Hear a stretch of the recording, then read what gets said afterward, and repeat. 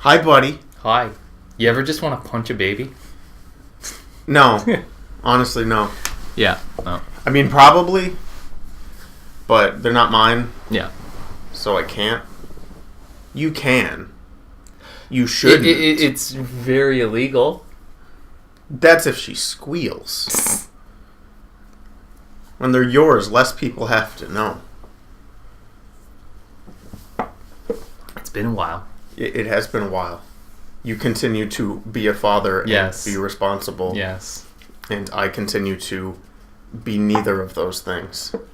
As I told you a meetup time, I told you to message me to make sure I was awake, and I still was asleep as of 5 minutes before you walked in the door. I would have done the exact same thing if I was in your position. In fact, I've done it in the past. I didn't intend to, but I completed my goal for this morning last night, so I had no reason to be awake. Oh, and what was that goal? I was just going to platinum Owl Boy this morning, because I wasn't going to do it last night. But then I was like, I probably only got like 20 minutes left of the game, so I just did it last night. I remember thinking, I've only got 20 minutes left of the game, but the last time I thought that, it was Metal Gear Solid 4. Yeah, even when you have 20 minutes left of that game... There's still another 2 hours. Buckle up. So, how you been? You have been absent from all streams, so people have heard from you in a longer amount of time. Yeah, no, I guess in 3 months, because I looked when the last video you put up was.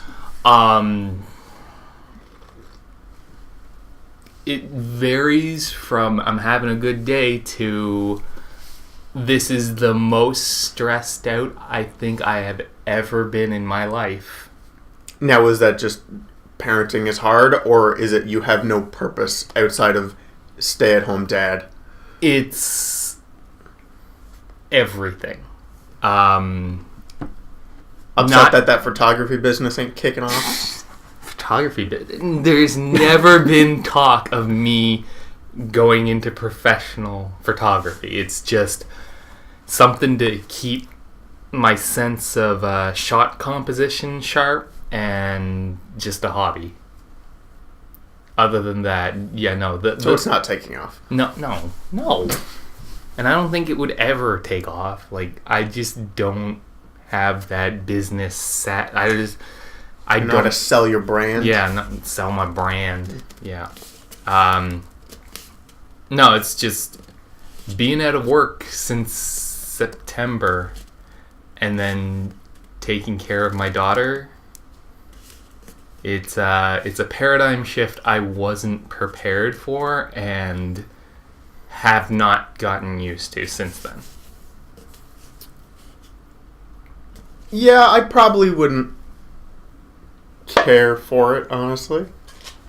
I mean, I too, I'm pretty open about it. I too am unemployed, but I don't have a daughter, so I can spend my days however I please. Yeah. I don't have to look after someone. You don't have to be a role model for anyone. No, exactly. Yeah. No, ooh, it's definitely gonna be do as I say, not as I do with her. I've had one interaction with her, and all she's done is steal my keys. So, she's on the right track. Yeah. That hasn't. Maybe my parenting methods haven't really been working. So her bedtime songs Run the Jewels, so she just starts stealing things.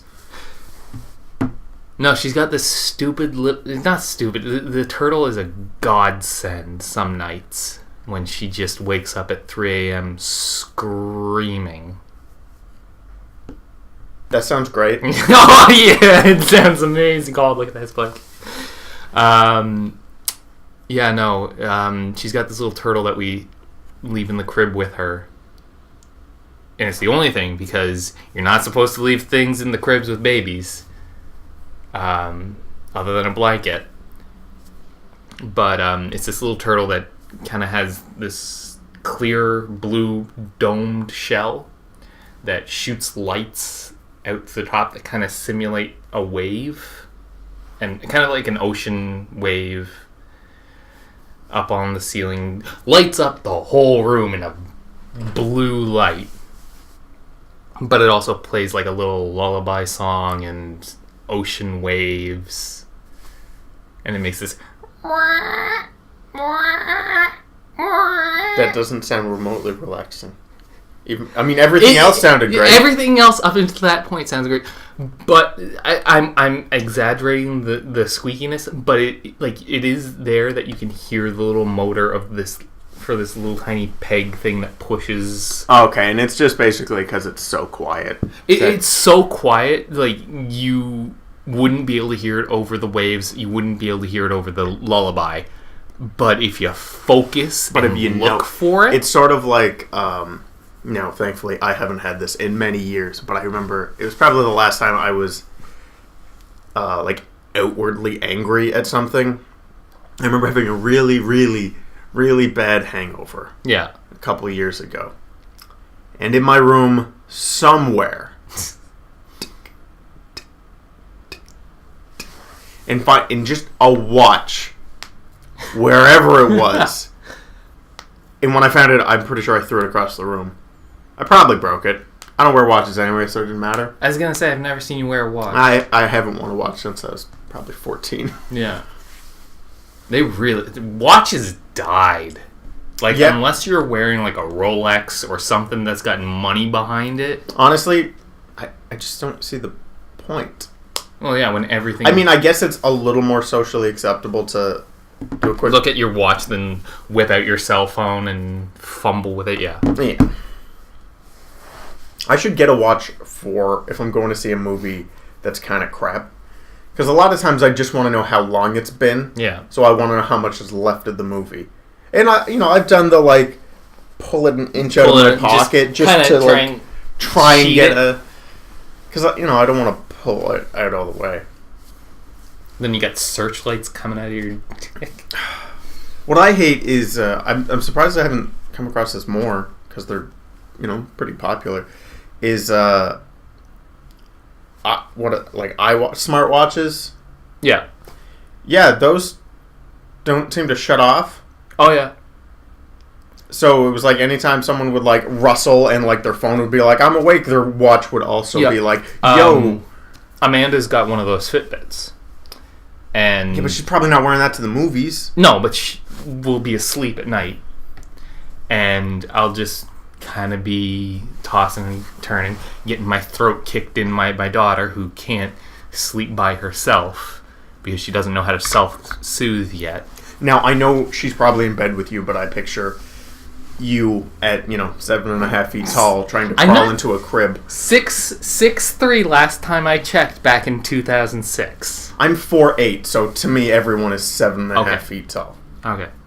But she'll all Amanda will do is kind of toss a little bit and just kind of flick her wrist or something, or just move her wrist, and just the power of the sun will just flash me, and I'm just lay there going oh shit, flashbang. Yeah, I luckily have not experienced that in a long time. At first I was like, why would she wear that in bed? But I forgot those newer ones all tracked how you're sleeping and all that stuff. Which isn't a bad thing. No, but I don't really know how you use that information to kind of better your sleep. I think a lot of people probably wake up after the whole night not realizing they probably woke up 6 times. Yeah. In which case, you're probably sleeping poorly. Yeah, but what would you do with that information? I don't know. Get a new mattress, go to bed earlier. It's probably either go to bed earlier, make sure you're actually tired when you go to bed. That's a big one. Yeah. Don't force yourself to go to bed, even if you should. Yeah. Because you're just lie there and stare at your phone and burn your eyes out anyway.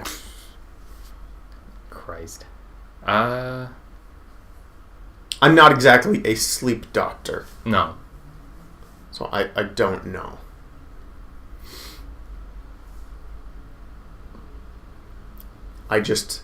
I don't have the best sleep anyway. I was gonna say since even before we got laid off, I was going to bed at 1 or 2 in the morning, coming into work, just eyes blazing red. Everyone would be like, "Ha ha ha, Duncan, are you high?" And I'm like, no. You doing the stank? 1, drugs are expensive.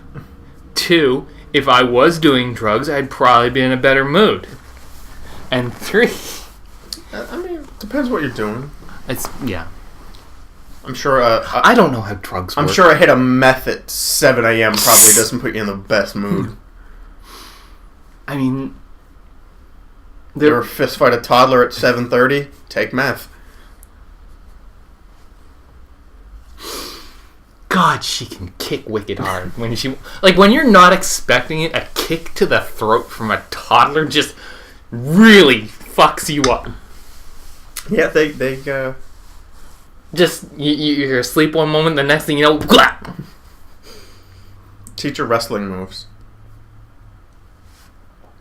I mean, I wish I could go back to that, period of time where she was 6 months old and she was just trying to stick her fist down my throat. Yeah, but back then you have while you would never act on it, you had the subconscious, if I wanted to pick this thing up and throw it like a football out the window, I could. So I don't care what this kid does to me. Now she's starting to get some size on her. She's still around the 23... 20, she's in between 20 and 30 pounds right now. Maybe That's a heavy football. It's a heavy football, but I can still toss her around like a potato sack. I suppose. Yeah, I guess you'll probably have that until she's a teen. Yeah. Just in the back of your head, if things go south, I'm coming out on top. I gotta at least 80 pounds on you. I don't know. I'm trying to be accurate, and I don't know. She's light. Yeah. And fairly resilient. She's a toddler. Yeah. Babies are surprisingly resilient. And people don't know that. Underneath toddler skin is a thin plate of steel plate armor. Yeah. It goes away when you hit 30 and all your bones start to break. Got those nano machines coursing through her blood.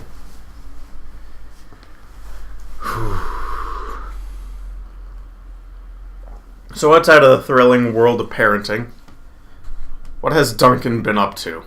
Because even outside of the podcast, I don't know. Because I don't see you very often. No. Because you're a parent. Yeah, no. A lot of the times it's just walking around Halifax. Yeah, I see you from time to time. Yeah, I'll do maybe 10K a day. Just walking. Trying to keep my daughter from just losing her goddamn mind. That sounds thrilling. Oh, it can be. I actually wouldn't mind that. I'm kind of looking forward to it being less gross, so I can walk more. The winter has been rough. Trying to get a stroll around Halifax is awful. Well, it's all hills and ice. Yeah. But even, where I was in New Brunswick last week, and the week before I was in Halifax, it's a startling difference in just 1 week has made in just how much warmer it is in Halifax. Oh, this was like a one-day switch. Yeah. It's pretty crazy. Yeah. Because, in New Brunswick, it's still bitter cold. It was bitter cold when I... Well, that province is on the brink of flooding again. So... Ooh! Just driving around St. John, I was just like, in a couple weeks, this is just all gonna be on... I was driving around McAllister Place and down... The place that will be underwater. The place that is underwater every year. Every kind of fall and spring. They said it's supposed to be the worst it's ever been. That does... This year, yeah. But... Well, that's the new norm. It's gonna get worse every year. But remember, the flooding's caused by the ice and snow melting faster and faster every year, causing an influx of water more than usual, and the dams up north can't support it. But that is in no way caused by global warming, because that's a myth. I mean, why is it if it's called global warming? Why is it so cold? Exactly. I wish I had more anti-global warming I was gonna things. say I'm kind of invested in the opposite of the... Yeah, so I don't really know a lot of counterpoints. Yeah, other than, if it's so cold, why it's so cold, why where's global warming, kind of blah blah blah, global warming is a myth, blah blah. That's really all I know. It's a myth propagated by Trudeau and his left and the libtards. Yeah, part of me wants to talk to one of them because I know some personally. Yeah.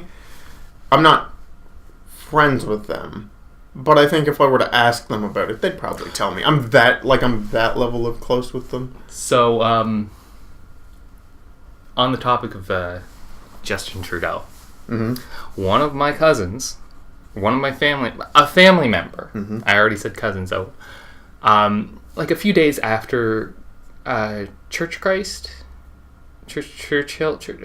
New Zealand mosque shooting. I think it's Church Christ, but I don't exactly remember because boy, do I feel real terrible already forgetting the name. Yeah. But the New Zealand shooting. Yeah, the New Zealand mosque shooting. A few days after that happened, my family member is very much so a Trudeau hater.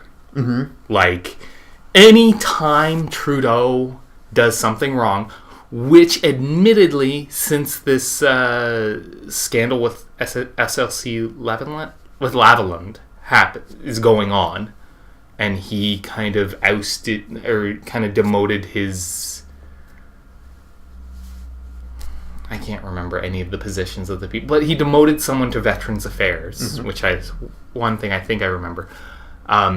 It's just been like, Trudeau's an idiot, Trudeau's this, Trudeau's that.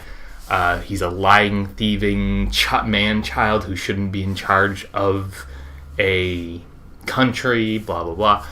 But, so that's been a whole ordeal over the past couple of years since we've reconnected on Facebook. Just me sitting there going like, do I really want to block a family member who is someone I looked up to as a child? I mean, you can. I can, but I feel kind of bad. Getting back to this story, a few days after the New Zealand mosque shooting, he comes out. Trudeau's doing something. Trudeau's lying. Blah blah blah. Don't trust jihadi Justin. Yeah, that's usually where it goes. I'm sitting there just going like, I'm having a real hard time not typing in, who hurt you? Did Justin Trudeau do something to you personally? Because this is a level of just, and like, this is almost is this normal for one person to be so vehemently against just a leader of a country? Like, I don't know if you are aware of this. I know. But Donald Trump is the president, and people do not like him. I understand that, but that's within good reason. Well, I wouldn't say hating Justin Trudeau is out of reason, but to that level. But here's the thing: you have people from like the Facebook group, Proud New Brunswickers. I'm just pulling names out of my ass, but I wouldn't surprise me if there's a Facebook group. I know of similar groups, whether or not that's what they're called. They compare him, and they're like, yeah, Trump is a lying, misogynistic bigot, but Trudeau, he's an idiot. And it's just like, are you okay? Well, and the thing, like, to call out New Brunswick specifically, I know. I know everyone hates politics, but what people in New Brunswick do not understand, why New Brunswick sucks, isn't due to the No. Prime Minister. It's due to the Premier of the province, who has always been... Do you know what the New Brunswick mentality is? Fuck it. I'm gonna be dead in a few years. Let someone else fix it. Yeah, pretty much. There's a reason why New Brunswick is a drive-through province, and I don't care who gets upset by it. It's true. It's the New Brunswick mentality that's killing New Brunswick. It's anytime there's any... Frig! I hate that province so much. For the first time ever, there was a change in Premier, and the guy lost, but he didn't win by majority. Yeah, so he's like... So people are like, well, did he actually win? Yes, he did. That's how it works. Yeah. So that was, to me, the first sign of change, that the young people are like, oh, we could actually probably change this if we, voted. So that's good. Yeah. But I think... I don't know who the current premier is. I just know the last guy. But I don't live there, so I don't really pay that much attention. But as long as it's not on fire. Oh, it is on fire. New Brunswick is constantly on fire. Okay. An increased fire than what I'm used to. I mean, I'm sure if they actually got the most wealthy family in New Brunswick to actually pay their taxes, that province would probably be fine. That will never happen. That will never happen, though, because... But that goes... not to single them out. That goes universally. Oh, yeah. No wealthy family is going to pay their proper taxes. That's crazy. No. They'll all move to Singapore and just... Amazon made something like, I don't know, $19 trillion last month, and they didn't get a dime in taxes. That's dumb. In fact, they got a tax break for building a new warehouse. Did they? I thought they... Yeah, well, because, now, again, to be fair to Amazon, that's how every big business works. Every town gives you an incentive to build there, because that's where the jobs will be if you build it in that town. Yeah. But they did not need the incentive. They could have built it on the goddamn moon and still had leftover money. Yeah. I thought it's not... Could you imagine an Amazon warehouse on the moon that they had... Would they just orbital... They tie into little rockets, they just do orbital drops to your that'd be amazing. Your package will arrive in 5 minutes. Oh, that would be great. Just... Everywhere has same-day delivery? Everywhere? Well, no, because you'd have to time it with the rotation... Or the orbit of the moon. Depending on when you ordered it in the day.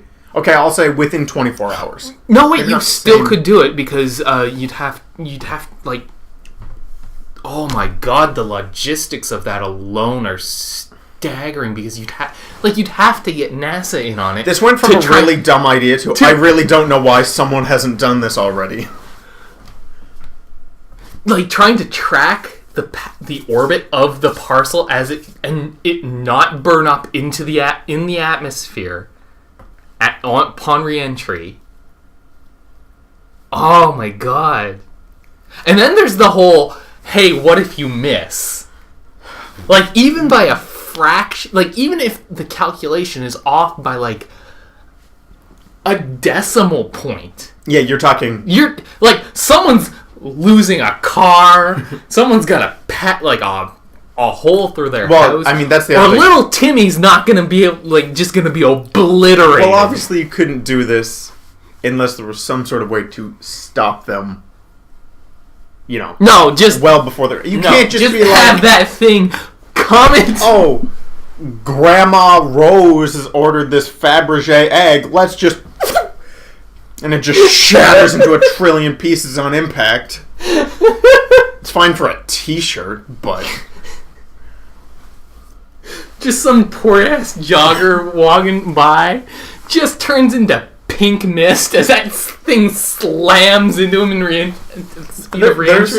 There's one of those, like apocalyptic meteor movies. I think it's from the early to mid 90s. I don't remember the name of it, but I believe there is a shot where someone gets taken out by an asteroid.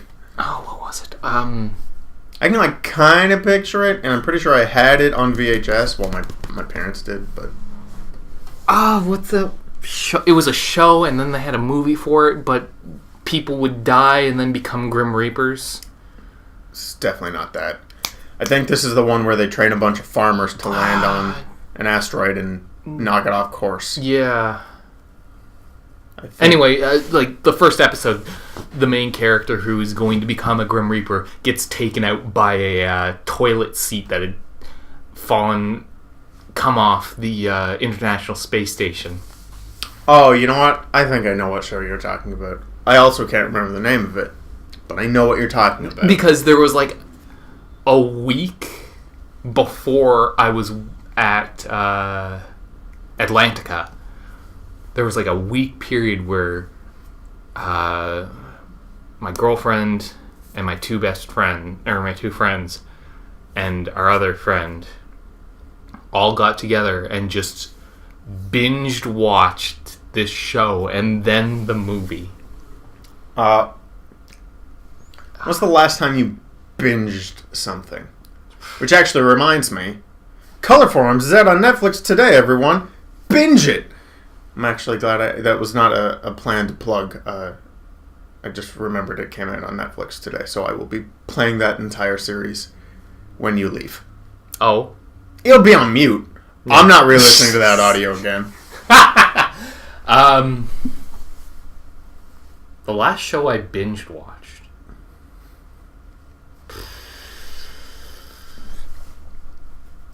I don't think I've ever binge watched a show.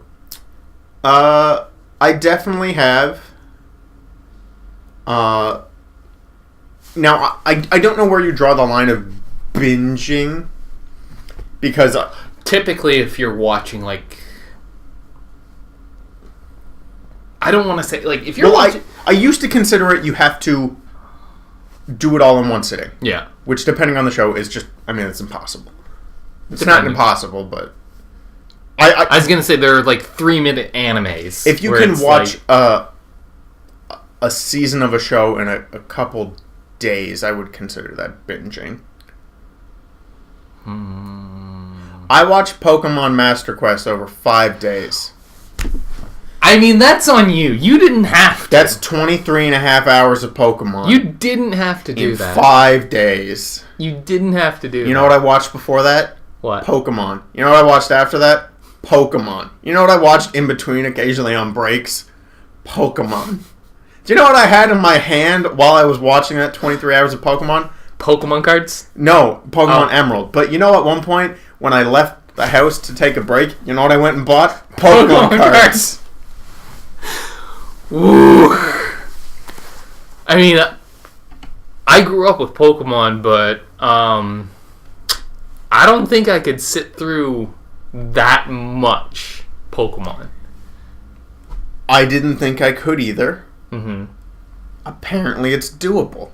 Now, I wasn't alone. Yeah. It's myself and my girlfriend. If it was just me... If it was just... Yeah, okay. Like, I had someone to talk to. Yeah. If it was just me, that I definitely couldn't have done that. Yeah. That's a rough ride. The closest I would have done solo was I watched Pokemon X and Y and XYZ, which is like 140 episodes. But that was over like 3 weeks, which granted is still a lot, but it's not as much as 23 hours in a couple of days. Yeah. Oh, okay. I remember what I binge watched. Castlevania. I almost don't count that. But if we are going with the definition of binge watching is completing the series? No, I think you can't even call it binging until there's a certain amount of content out. I still haven't seen season 2. But is it as long as season 1 or is it a little longer? Do you know? Because are you talking about season 2? No, I've watched both seasons. Did you watch those back to back? No, I watched the first season like the day it came out, and then I watched the second season the day it came out. Yeah, but combined total, that's like less than 2 hours of content. No. Not combined total. I mean, every episode of season 1 And every episode of season 2 is probably each independently 2 hours. Because season 1 was a movie that they cut up into 4 episodes. I believe. I think it was 4 episodes. I'm probably wrong. I thought it was 6 episodes. Maybe I think season 2 is 6 episodes. Duncan the crack detective is on the case.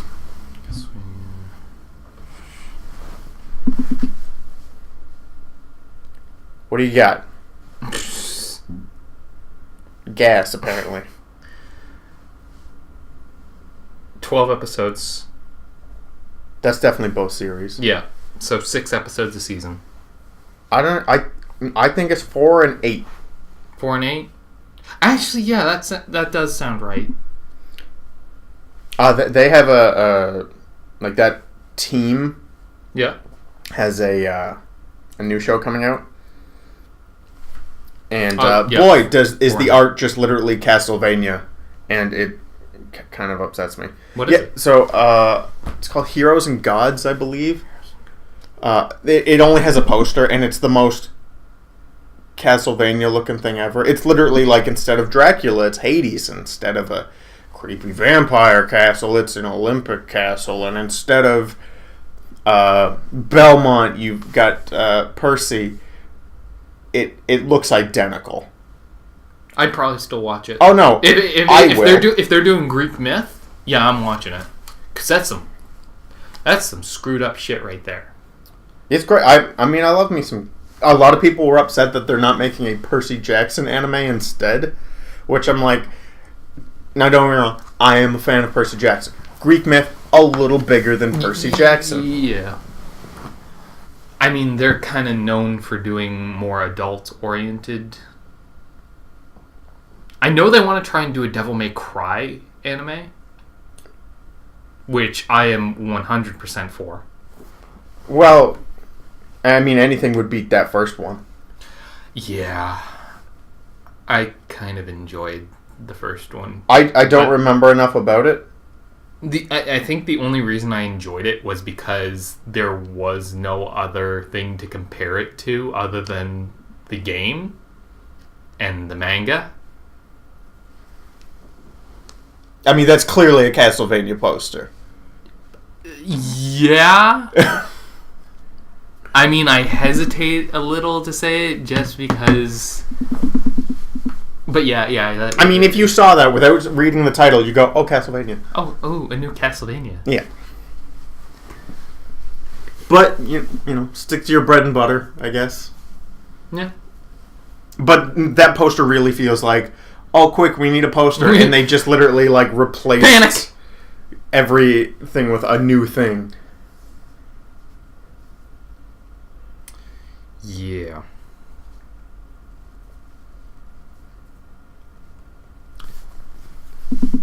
So, any fun shows and or movies and or video games and or anime and or books and or fairy tales and or dreams? I'm trying to think of different forms of entertainment. You know, sit and read the same children's book day in and day out? And yes, when I was a child. Yeah. Oh boy, I'm getting real sick of the Hungry Caterpillar and Each Peach Pear Plum. Well, I don't know that one. There's only so many times I can sit there and not even have the book in my hand and just recite Each Peach Pear Plum to my daughter as she's looking at me with the book in her hand going like, no, read the book. And I'm like, no, I can recite it for you. No, it's not the same. Finally got a Switch. I figured. Yeah. Because you posted about playing Pokemon. Yeah. I was like, I didn't know you owned a Switch, but you must. Yeah, no, I finally got a Switch for my birthday. I was going to make fun of you. I opened it early. For that, the post you made, because it was... One part of it was incredibly agreeable, and the other part was silly. Getting emotional that Pokemon's on a screen. A movie... You don't understand! A movie came out a couple months ago. It was on the big screen pretty recently. being able to finally play Pokemon on a TV screen after playing it on the brick Game Boy, after playing it on the Game Boy Color, after playing it on the Game Boy Advance, after playing the DS, or the SP, the DS, the 3DS, and now it's finally, I can see Pallet Town on the TV. I wept. Like a single tear rolled down my face as I remembered 1997? That sounds right. Yeah. No, 98. 98? 98 for us. Yeah, yes. Because 98 was the year of gaming. Yeah. Yeah. Do you know this week is the 20th anniversary for Pokemon Snap? Do you know what Pokemon did to celebrate it? Shot the director. Killed him so he could never make another one. Nintendo Labo had that little announcement trailer for their next Labo sets last night. Mm-hmm. At one point, I'm just sitting there going like, you could just do a Pokemon Snap thing with this VR, and that'd be cool. And then as you're getting towards the end of the thing, it says, "Hey, Labo photography or photo shoot thing," and I'm sitting there literally with the pillow over my head, just screaming into it. No, I don't know how poorly that game sold. I'm assuming terribly, because they seem to want to ignore that it ever happens. Yeah, and just integrate it into any. They want to do anything but Pokemon Snap. But that being said, I agree with your complaint of Let's Go, which is there's a weird... It's not that the character breaks into a run in one frame. After analyzing it carefully, I know I do not have the game, but my roommate does, and I've watched her play it. Yeah. It is not that the character breaks into a run in one frame. It is that the camera that tracks the player is linear on frame one. Okay. So it judders. That's and what I thought, because I'm sitting there and I'm kind of just like, okay, run. There's a feeling when it's just like standing still, and then just like a rocket he goes. Yeah, it is the camera. It's jarring, and I was sitting there looking through the options. Holy shit! Being able to adjust the background music, the volume, I was like, oh, this is a brand new era of Pokemon. I'm playing Pokemon Emerald, and you can adjust the volume. Now, granted, it's turning down the entire system. Yeah, it's turning, but you can turn down the volume in game, and I was sitting there just losing my mind at just that. I'm excited for the new one. I mean, the new Scottish Poke Girl, 10 out of 10. Love that meme. I've seen many a rumored leak, big air quotes, of what the final forms of each of them will be. I've seen some that look genuinely cool. I've seen others that look terrible. Now, are you going for Anxiety Lizard? Probably. Based off the three we have seen, most likely. Yeah. That's what I thought. I'm probably going to go with the bunny and hope that it turns into another firefighting. I believe the word on the street is it turns into a fire steel. I don't know if I like that. I would prefer fighting. Well, yeah. Actually, no. I think most nobody wants another firefighting type. I just want it to keep going, just so people can stay angry.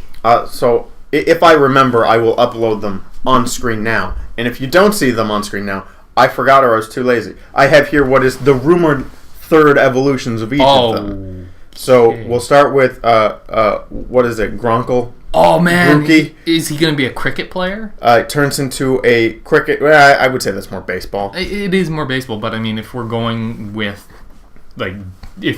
that this new place is kind of like a flip of Britain, then it's got to be cricket. True. I hate that design. I kind of like it. I think it looks terrible. I kind of like it. Oh, Loch Ness! And then okay. Sobble turns into this, honestly, It looks very cool water lizard. Yeah, it looks a lot like that one photo of Loch Ness. And here's your Fire Steel, where Scorch Bunny gets pants. That's kind of cool. Gets pants and a jetpack. That's kind of cool. That's easily the worst of the three, in my opinion. Of the three, that is not great, but Sobble, the clear star. If these are real, if that is real, yes, I like. Now I don't believe these, but there's enough angles and things that I'm like, it could be real. It's not just a single drawing where they're like, no guys, believe me. There's enough work on that page that I can see it. Yeah. But that's the problem once you get into these kind of spoilery, kind of fake concept art things. It's like anything the person makes could be the most amazing thing, and then when Nintendo or when Game Freak comes out with theirs, it's like, oh, this is kind of disappointing. Well, and it's entirely possible that those are real. But those are early kind of designs. That's an early concept, and maybe they've all three of them have changed since then. No. Even if they end up not being right, it doesn't mean they weren't right at one point. Yeah. I am completely under the impression that anything that leaks is months old and probably not the design that they're going to use. Yeah, I mean that's usually true. Unless someone comes out and swiped it right off the desk and just starts taking pictures of it. There's definitely been a handful of those. Leaks are some of the things that people do just to leak information is insane. Yeah. They seem to do a pretty good job with Pokemon. Yeah. There was a... I wouldn't be surprised if that whatever office space they're using is just completely under lock and key, security guard. People need to have background checks. Well, there's one guy who I think posted on 4chan a year ago.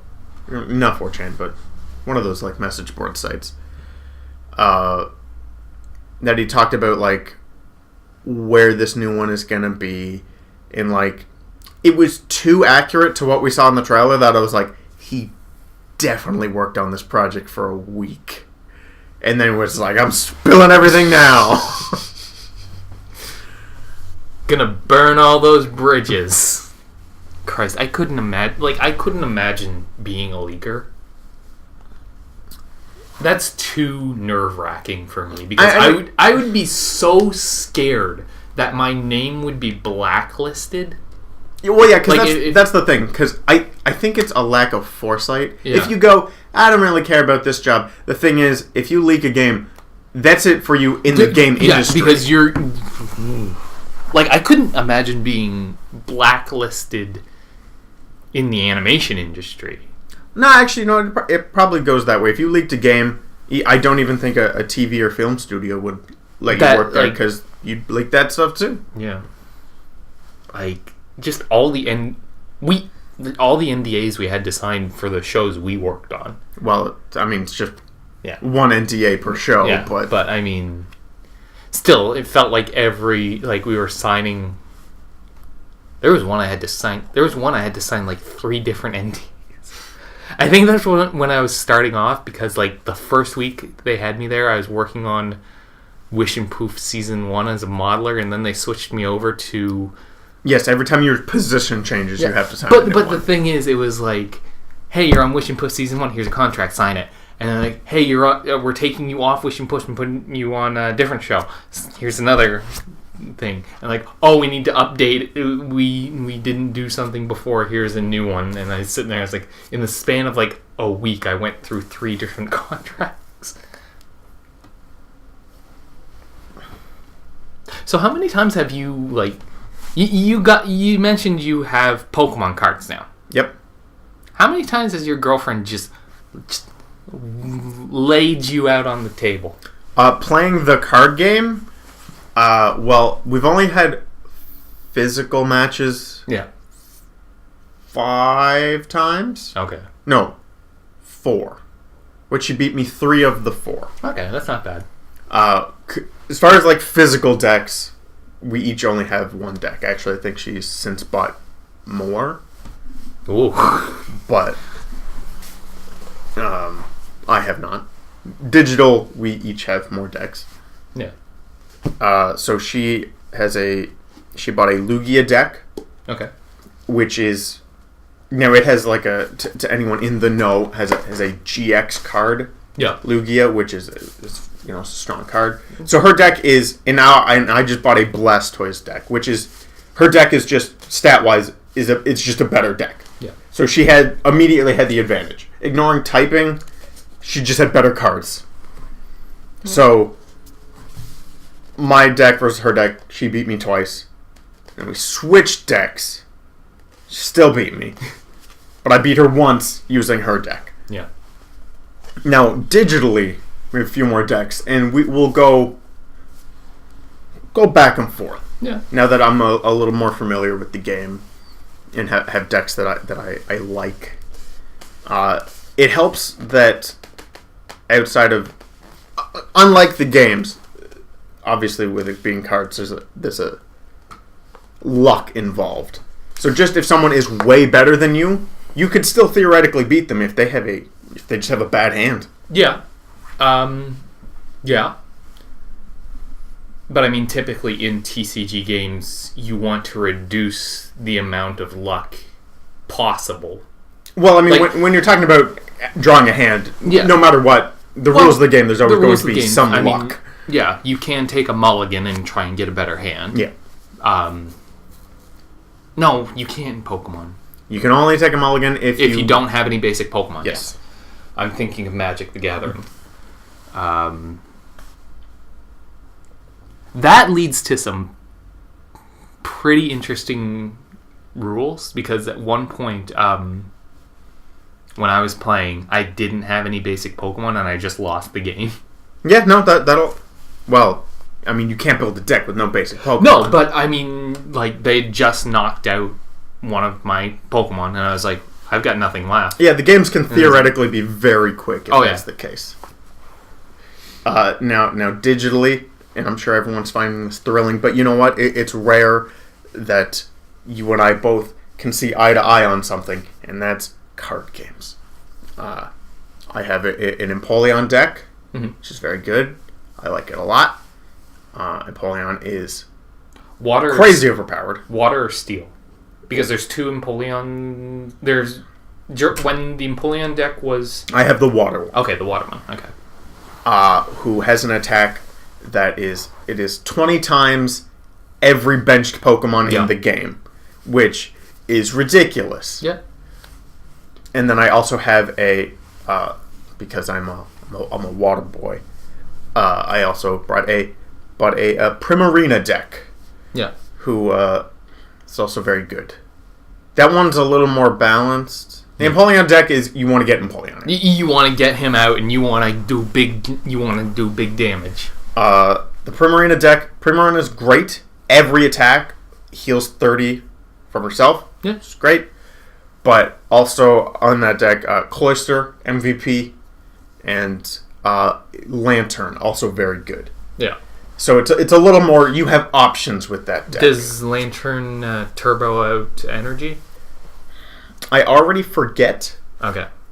But, I mean, any attack that gives you energy or takes energy away from your team, that's you want those. Yeah. Now, the MVP in the game as a whole, is the newest deck added to the game was the Charizard deck. Charizard deck is ridiculous as it has too many options. Yeah. Because everything is fantastic. Yeah.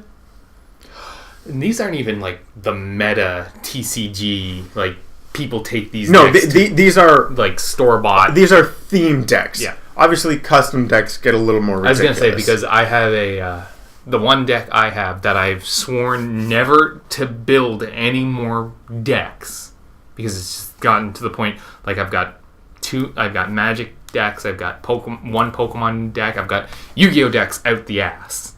And it's just gotten to the point where I'm like, I'm done. No more. I'm not making any more.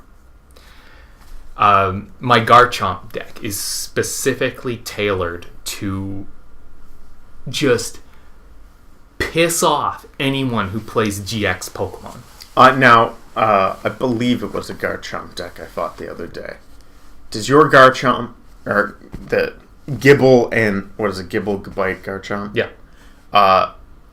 Their Gibble and Gabite had Ascension? Ascension. So it just automatically pull out the next one. That's ridiculous. Yep. I hate it. Because they both have it. Was it Royal Blades? I don't remember.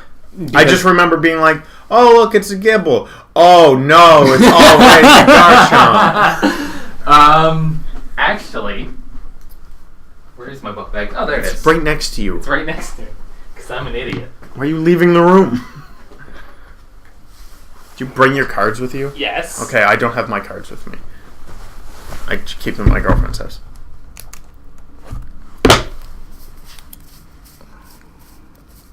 These bad boys. Yeah. Yeah. Now, I personally, I swear by the app, because that is what I've been playing on. The app, yeah. The app's great because, I mean, I've bought 2 decks for free. Yeah. Now, I obviously don't have physical cards. All you have to do is just play the game. Yeah. Even if you lose, you still get you'll something. You'll get some points. No, it's a pretty good system. I'm not sure what the Magic TCG app is like. I'd hope similar. Yeah. But I mean, this one, where it's directed at kids, I feel absolutely zero pressure to spend money, and I don't even know if you can. I don't know either. Like, it's so not in your face. I don't know if you can spend real money on that thing. Which is odd when you compare it to things like Hearthstone or Hearthstone. I think it just comes... What's the Valve one? That died. That it was like dead on arrival. Oh, jeez, what is that one? Scrolls? Isn't there one called Scrolls? Scrolls was what Mahjong was gonna call a game, but I'm pretty sure Valve got upset at them for that and then sued them. Artifact, yes. We've got a new game out. Everyone's losing their minds because they're like, oh, it's Half-Life 3! And then it's like Artifact. You see the studio behind Left 4 Dead is making a new game. Are they? Yeah, you know what it is? Is it a card game? No, it's Left 4 Dead again, but it's not called Left 4 Dead. And I think it's vampires, maybe? But it's the same thing. But you know what? It's been long enough since Left 4 Dead 2. That's fine. I prefer to see a studio grow and do something different. Yeah. But it's been quite a few years and people clearly missed that game. So, fine. Make another one. I never cared for them myself. But. Yeah, no, Left 4 Dead was kind of one of those games along... I can't even think of anything else. Left 4 Dead, Payday 2 I got really into, though. Where I kind of looked at it and was like, I don't care. That was at the tail end of the whole zombie craze. Ooh, that died. Yeah, I'm glad. I'm so glad zombies that one stuck. Now, obviously, whether it be movies, games, television, doesn't matter. There's always phases. Yeah. I think we've actually left phases for film and television because there's just so much out there that if you want to ignore the trend, you can. Yeah. The zombie one in video games stuck around too long because you never want to have the thought of like, I'm getting sick of this. The corpse stayed around too long. Yeah, no, exactly. I guess it was just being in character. Yeah, which I can... Zombies were around too long. Now, I'm not a fan of Battle Royales. Yeah. But there's enough things that aren't Battle Royales that I'm fine with that. Yeah. Shut up, phone. Oh god, it's really going nuts. Who's talking to me? Oh, breaking gaming news, everyone. Oh. I'm actually glad that was March 25th, 2019 at 2 p.m. PST. PlayStation State of Play has been announced. I assume this may be the PS5 announcement. So is this kind of their answer to not going to E3? Yes. Now, I'm just going to double check. Is this real? Because that seems off. Like, it's currently the 22nd. The 25th is awfully soon to be announcing this. Yeah. But what's weird is I'm not sure what it is because they already had a PlayStation-centric conference, the PSX. So why they're doing something else, I don't know. Do you think this is because of Google's Streambox? Stadia? Okay, so let's briefly touch on Stadia. It's going to be a massive... no, it's going to be a massive success that doesn't work at all. I think a ton of people will buy into it. Because it will be cheap. Oh, it better be cheap. But it's not going to work. There's no way. Like, Okay, confirmed. This is the message sent to me was a tweet from PlayStation. Okay. This is a thing that is happening. So, March 25th. Is that Tuesday? When is March 25th? I think it's... Oh, no, March 24th is my birthday. Oh, no, it's Monday and I have something planned. I might have to cancel. Oh? You'd really cancel your plans for Sony?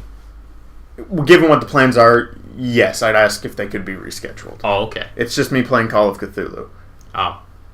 So, it's one being run by my girlfriend, so it's easier to ask her to move it a day. I guess, yeah. It also wasn't locked in. Okay.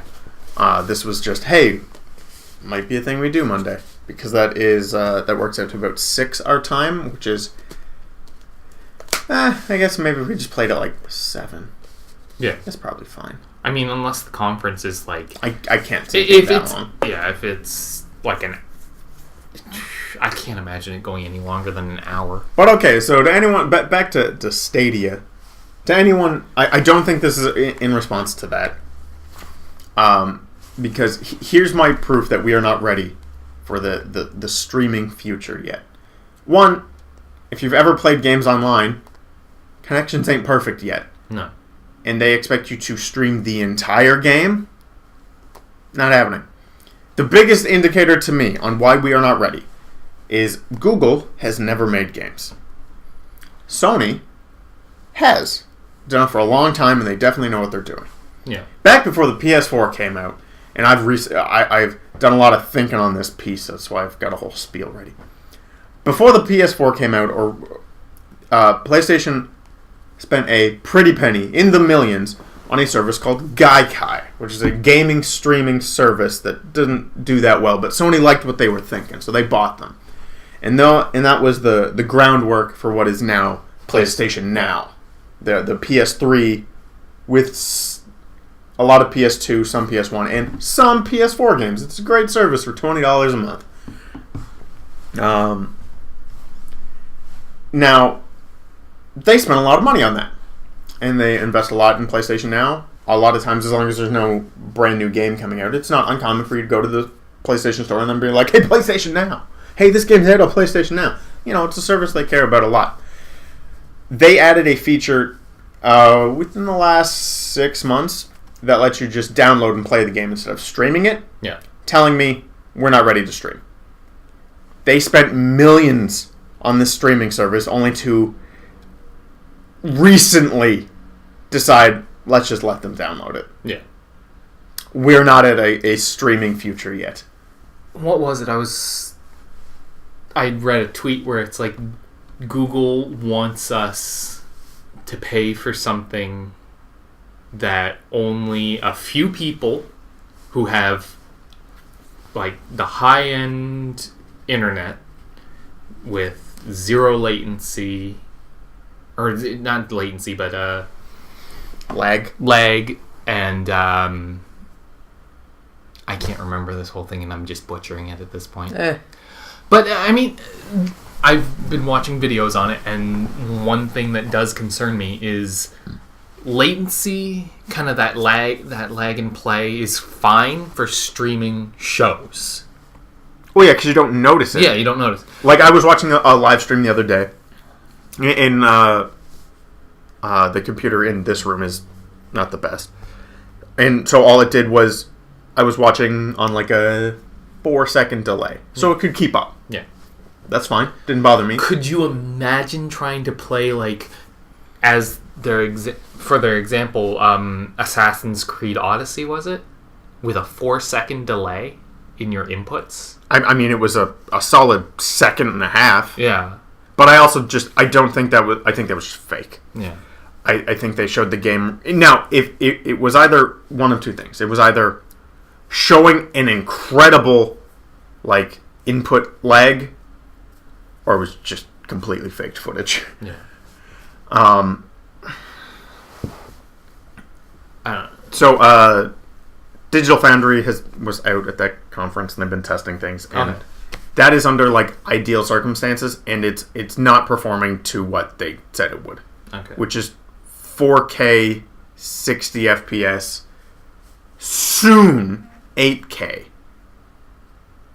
No. Are we even at 4K? No. 4K is by no means a standard. And they want to push 8K. Well, the start of this year at the at CES, they were talking about 8K television. So this is like the year 8K. Okay. Yeah. This sounds about right for humanity. Just not even perfect one thing, but then try and push the next thing. Okay. Yeah, no. So, no, what they said they played was functioning. Functioning? Okay.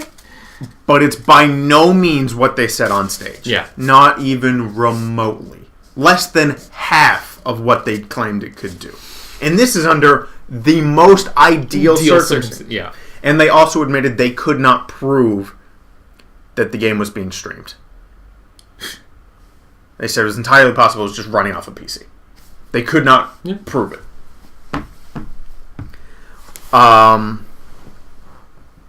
Yeah, we're just not there yet. It's great, forward thinking, cool, get your foot in the door. And I like that they are funding games to be made. Just isn't the best way to do it.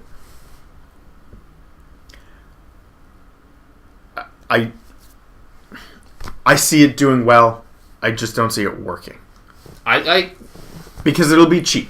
I kind of figure, well, other than the price point, I kind of feel like it's the exact same situation. Not the exact, but it's the similar situation to VR. When VR was being pushed early on, it was like it's kind of needed more time to develop. Well, I think, I mean, I'd have to go back and watch conferences. But I think they were pretty open that, like, no, they definitely weren't. They were definitely, you know, I can't think of the word, but they were definitely glorifying its capabilities. And this goes across the board for all three of the VR headsets. Which I'll come back to VR in a minute. But, yeah, we're not at game streaming. Flat out, my personal opinion on Stadia is do not buy it. It's a scam. It's so the idea behind how it's streaming games so well is it's not using your PC and your internet. Yeah. It's using everyone who has a Stadia's internet and console, which means it wants your PC connected to everything.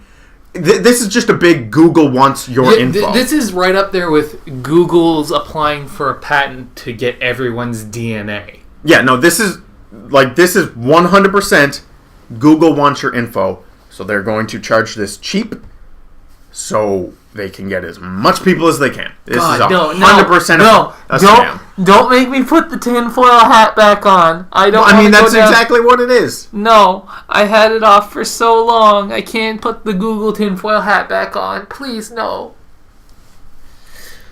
Oh, that really fucked me up. Like, for a good solid year. You know, I found out you can buy tinfoil hats for cats.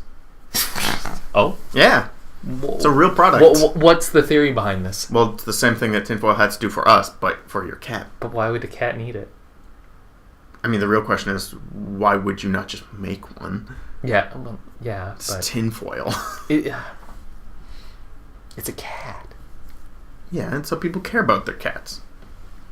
But anyway, no. Yeah, this is a giant, we want to steal your info scam. Don't fall for it. I will not buy. I don't care if it's $10. I will not buy a Stadia.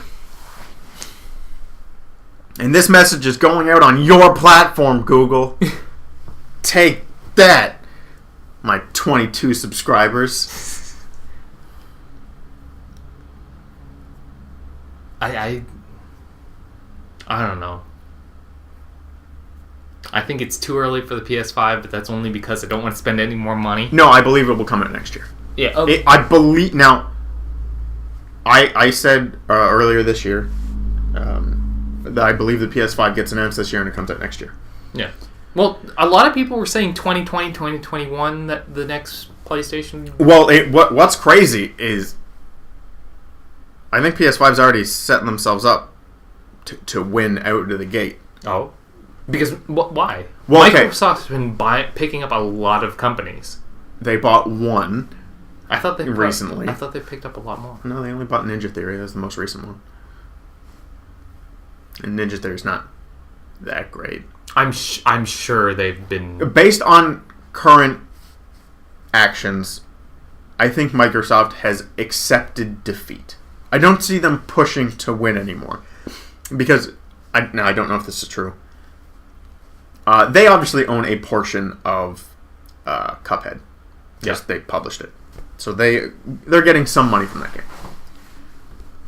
Allegedly, they approached Studio MDR, asking if they wanted to put it on Switch. This was Microsoft's idea, which that's not how you sell a console. You go, if you want to play this great game, you come to our here. console. Yeah. Microsoft realized that's just not going to happen anymore. So put out their things on as much things as possible. Which is why so many Xbox games, which claimed would never come to PC, are all on PC now. I think they're smart to just be a games publisher, honestly. Now, I don't want them to be. Because I want competition. Because competition gets everyone at their best. Yeah, I do not want them to concede. I can't go back to PlayStation 3 coming out at $600. Well, now the reason why I'm saying it's setting itself up, there's almost no truth to this rumor, but I had mentioned to you a couple weeks ago that there may or may not be talks of Sony buying Take-Two. I'm pretty sure that's been complete. Like, even Sony and Take-Two have come out and said this isn't true. Well, I don't believe it either, but I should say I don't believe it's happening. Mm-hmm. I do believe it was probably mentioned. Now, I don't think it was probably in the leak rumor. It was talked about like it was like huge discussions high up. I imagine it was said at one board meeting of who could we buy? And someone was like, oh, I could buy Take-Two, I guess. And that was probably the end of it. Yeah, probably. I don't think there was any serious consideration to it. But what I also think Death Stranding is a PS5 launch game. Because that game got delayed, and I think that's a PS5 launch game. Yeah. Which that would be explosive. If you want to do well out of the gate, get Kojima's next game as your launch game. Yeah. Christ.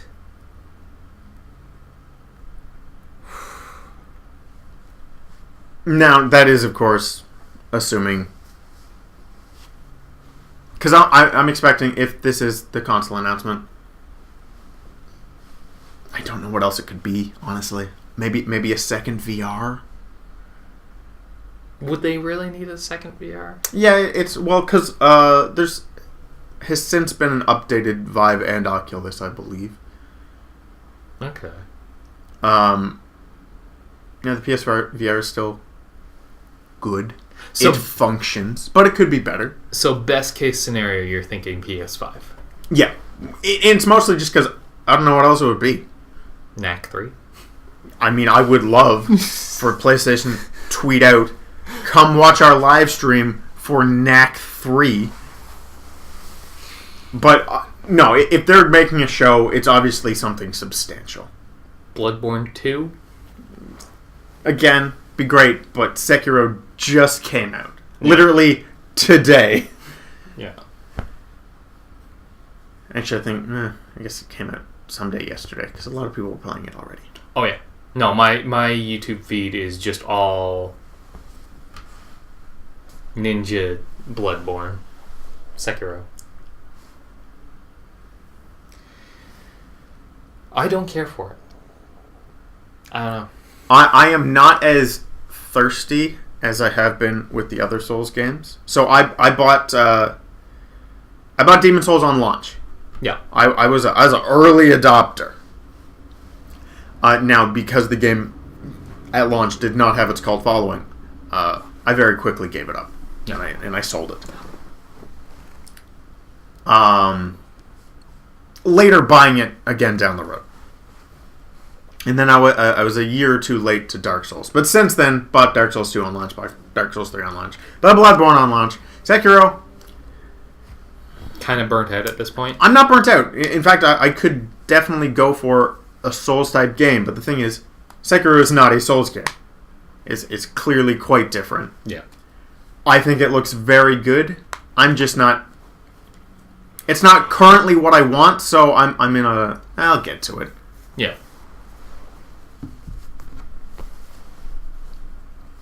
I don't... Yeah, no, I'm definitely not feeling it. I think I'm kind of... If they had come out with another Souls game, or Bloodborne, or if they actually were like, hey, we're going to put out, you remember that mecha franchise we had? Armored Core? Armored Core? If they put out an Armored Core game, I would have probably picked it up right away. Well, so this comes... I'm curious to see Sekiro, because, one, I'm staying away from it. Yeah. Because I do want to play it. So I want to go in as blind as possible. Yeah. But this is the first time they've had, I was going to say good money behind them. That's not true, because Bloodborne had good money behind it. Dark Souls 1 through 3 didn't. That's just due to publishing. Yeah. But how do you feel about it being published by Activision? It's fine. They got money. Especially with all the shitstorm around Activision Blizzard right now. I mean, obviously, I don't like them as a company, but I feel like if there was any microtransaction shenanigans, we would have heard about it already. Yeah. Appears to not be any in the game. And I'll give credit more to From Software for that, because I imagine they were like, hey, if you want to do that, we're not going to make the game. Because it most Japanese games kind of stay away from that. Most. Obviously, there are some that they dive right in, dead or alive. But what was it, like $93 season pass? Yeah, something like that. Yeah. But I think the last one was like that too. Could you imagine a pay-to-win, like a pay-to-advance system in Monster Hunter? That would just destroy that game. Yeah. And now, you know what? Monster Hunter is a game that I'm not against microtransactions. Because some people just want to look pretty. Say I was just getting into the game now and I wanted to play with you. Yeah. It would take dozens of hours for me to get gear and equipment that I could play with you. No. Well, I mean, you could come down to my level, obviously. But Yeah. if I wanted to go to end game stuff... Oh, yes. Ugh. In a situation like that, I'm not against pay us $10, here's the weapon you want, here's the gear you want. That's fine. But that ultimately comes down to... Well, getting the gear and the weapon isn't the worst part. It's getting the gems, getting the attunements. It's kind of the smaller details that really kind of... At that point, you kind of start to see where, like... It's at that point you can see where the time investment is. Because getting the armor's hard, yeah. Getting the Draken armor from Behemoth was like pulling teeth. Especially trying to get a team that would carry my just badass. Like, I was just awful. Like, just getting thrown around the map just like a piece of tissue in the wind. But I mean, once I got it, there's a huge just increase in my ability to get things done after getting that armor set. Well, all this really comes down to is I'm not against microtransactions. There's just ways to do them, and there's ways not to do them. Yeah. Obviously, making a game unreasonable to get things for free, that's doing them poorly. Yeah. But Monster Hunter, it's not that hard. Really. Up until a certain point, yeah, it's fairly an easy game. That being said, recently, just for an hour every day, I've been going back into the lower ranks. Mm-hmm. Because I saw this post on Reddit saying that to kind of a calling to other higher level hunters to maybe come down and help in lower ranks, because there are some monsters that are referred to as the struggle boss monsters, particularly Anjanath, Baroth. Well, it doesn't help that I imagine low rank is pretty low population these days too. I imagine most people playing the game are high rank at this point. Yeah, but I mean, every so often you'll have new players, and holy shit, going back down into low rank, I was like, okay, this person's been in the fight with Baroth for 40 minutes. Something like, it's like I go in there, and in the Wildfire race, you've got that long stretch with the tunnel that's coming in. It's been a while, but I think I remember, yeah. The two people were hiding from the Baroth in that little cave where the Baroth wouldn't go into because you have to crawl down through it. One of them got stuck outside and couldn't get through it. And as I'm running up behind Baroth, the Baroth is about to charge this person who can't get in the cave, kills them and ends the mission. And I'm just kind of sitting there going like, holy shit, I didn't... Like, that doesn't see that to me. That doesn't sound like Baroth is strong. That sounds like those players had no business playing the game at all. But they were at a level where you could easily have taken on Baroth. No, well, that's my point. I don't think the problem there is Baroth is a whatever you call it. A struggle bus. Yeah, I don't think Baroth is that. I think those players just sucked. Yeah. If you're hiding from a monster in a video game, you shouldn't be playing that game. I mean, I typically my elitist ass would agree with you. I'd say if you don't have the gear, if you don't have the items, if you're not attuned, if you don't have the gems, you shouldn't even be attempting this. But genuinely, I want people to enjoy Monster Hunter. Mm-hmm. So I was like, okay, I'll go back and help people. And to kind of confirm that people are actually struggling with this game. Even hiding isn't struggling. Hiding is I'm a baby. I don't know. It's a video game. I don't know. I just remember like Baroth was Baroth, Anjanath, Toby Kadachi.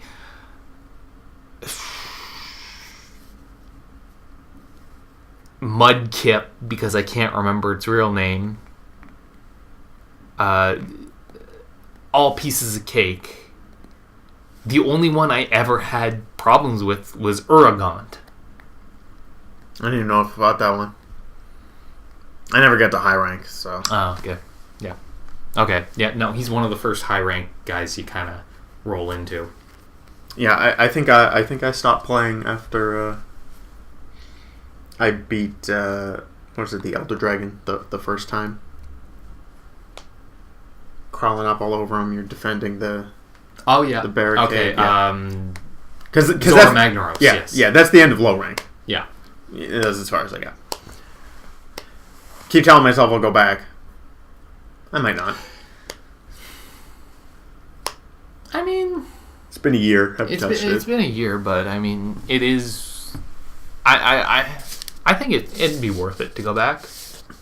Yeah, but I mean, I could play .hack again. GU? Yeah, because I bought all those. You bought it? Yeah. I remember when that game came out and we were both like, oh shit, it's out. It's been out for an entire week. Yeah, no, I bought it. I actually bought it several months ago. It's just been where I have played them all. It's lower in my priorities. It's kind of like me picking up Shadow of the Colossus for the PS4. And yeah, it's like this. I beat it on the PS2. It's yes, this is prettier, but I've seen it before, so I'm not. It's kind of a shame though because I really want to play it, and I got it for a birthday present, and I haven't touched it, and I feel kind of guilty about it. It's fine.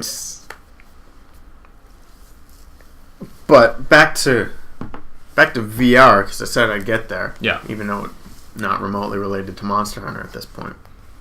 I played through Astrobot Rescue Mission. Yeah, I saw it. Which is about that. Considered the darling of the PSVR. It's very good. Kind of like the Switch's playground kind of thing. What? Or is that the Wii U I'm thinking about? That might be the Wii U I'm thinking about. Talking about like the thing that kind of the tech demo game that they kind of pushes like, hey, it's a game, it's a full price game, but it's really just a tech demo. Oh no, this is definitely a full game. Okay. Top to bottom is very good. One tiny complaint, ultimately meaningless, but as far as this is video game stuff we figured out decades ago, so I'm like, come on guys, what are you doing? There's 5 worlds in the game. Yeah, nothing wrong with that. That seems a little light. There's 5 levels in each game. Well, I should also say, I believe this came out as a budget title. I believe it launched at $40. Oh, okay. I believe. Okay, no, $40 and it's got one little problem. That's no problem. Well, and its problem is not a lack of content in any way. It's when you're playing games like this, to anyone who doesn't know, it's a platformer. You want your worlds to be thematic. Yeah. There is nothing that no connects. Theme? 1-1, you're in like a city. Yeah. 1-2, you're in construction of a city, and you're like, okay, this is the city world. 1-3, it's a cave. And you're like, cool. Where did this come from? I think 1-4 is also a cave. And 1-5, you're back to a city. Okay, I understand now. So there's 5 worlds, but every world is broken up into different stages. Yes. Okay. And now, normally, each world would be a theme. Yes. Here's your snow world. Here's your snow, lava, yeah, jungle. All over the place. Okay. There's seemingly nothing that connects the levels. It's kind of upsetting. But outside of that, which is... How's it feel, though? Because platformers are kind of one of those games where if it doesn't feel right, it's not going to be a good experience. I think it feels remarkably well. Okay. Now, the first level or two, you're going to feel a little sick. Because it's going to feel like within the first couple hours, I'm going to be down on the ground. Oh, no. It's not that bad. It's just, it's such an alien experience that I felt it, and I, within the last week, had someone else over, and they tried it, and literally, you hit the analog stick, and you go, oh, I don't like that. But you very quickly get used to it. What was that mecha game you had me play? I don't remember. It was something in one of the... At one point, you're like jumping from asteroid to asteroid, and there was one point where I jumped and I rotated and was upside down, and was like, "Oh, I'm gonna." Yeah, it is nowhere near that feeling. So, after a robot rescue mission, you essentially play a head on a... On one of those little robot things. No, it's sort of like an arm for a body, so it can just kind of move around. And now I found it fantastic to play this game on, well, specifically that chair right there. Yeah. Because you cannot move. The camera is stationary. In a platformer, which sounds weird in a 3D platformer. Yeah. But it works super well. You can go up, down, lean left and right, but you can't physically move the camera. But it feels incredibly good to walk around a corner and you go, oh, I can't see my character. And then you just physically lean around a corner and you're like, oh, there I am. It feels real good. Even stuff like playing, there's parts in some worlds where you're playing 20 feet below yourself, 20 feet above yourself, and it controls real well. You have a pretty good sense of where your character's at. Now, occasionally you do physically lose the character underneath you because you can't see below yourself. And you can't adjust your view? I mean, as much as you can physically move your head. Okay. It's not completely stationary. It's your head is the camera. Okay, so, yeah. That's interesting. I mean, I was thinking about streaming it at one point just to show people. If you are curious, I can hook it up very quickly after this and let you play a level or two. Just so you can have me vomit all over your carpet? Like I said, it's just for the first few times you move, because the level's essentially done in like chunks where like, okay, your camera is locked in here. Yeah. Move your head around, do this part of the level. As your character walks to the next part, your camera will slowly go and drift to the next stage, essentially. And it's during that movement where you go, oh, this feels weird. But it was a complaint that I completely forgot about by like 1.3. Completely goes away. We have come a long way in VR. Yeah, no, okay, so that's to me, that's what this game was. I was like, oh, we have a full game here. Yeah, because I remember like in the early 90s going to Crystal Palace in Moncton, and they had like this huge omnidirectional treadmill, and they'd have like this hydraulic arm system coming from the ceiling, coming down, and this big black CRT monitor helmet would be put over your head, and they were playing like Gex in VR. Oh boy. But no, so someone had asked me excuse me, yesterday about how Astrobot was. Yeah. And like I said, I all in all very enjoyed it. But there's some things in VR that normal games just physically cannot do, and it is some of the most rewarding feelings ever. One, the bosses in the game are quite large. Yeah. Seeing something that in the real world would be 50 feet tall or something, standing in front of you, that's physically threatening, even though the bosses are like kind of cartoony because it's a platformer. It's physically imposing. Yeah. That's something you cannot do in a video game. Inside of VR.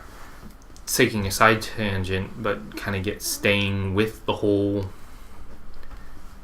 playing Pokemon Go, and they have that thing where you can take pictures of the Pokemon in augmented reality.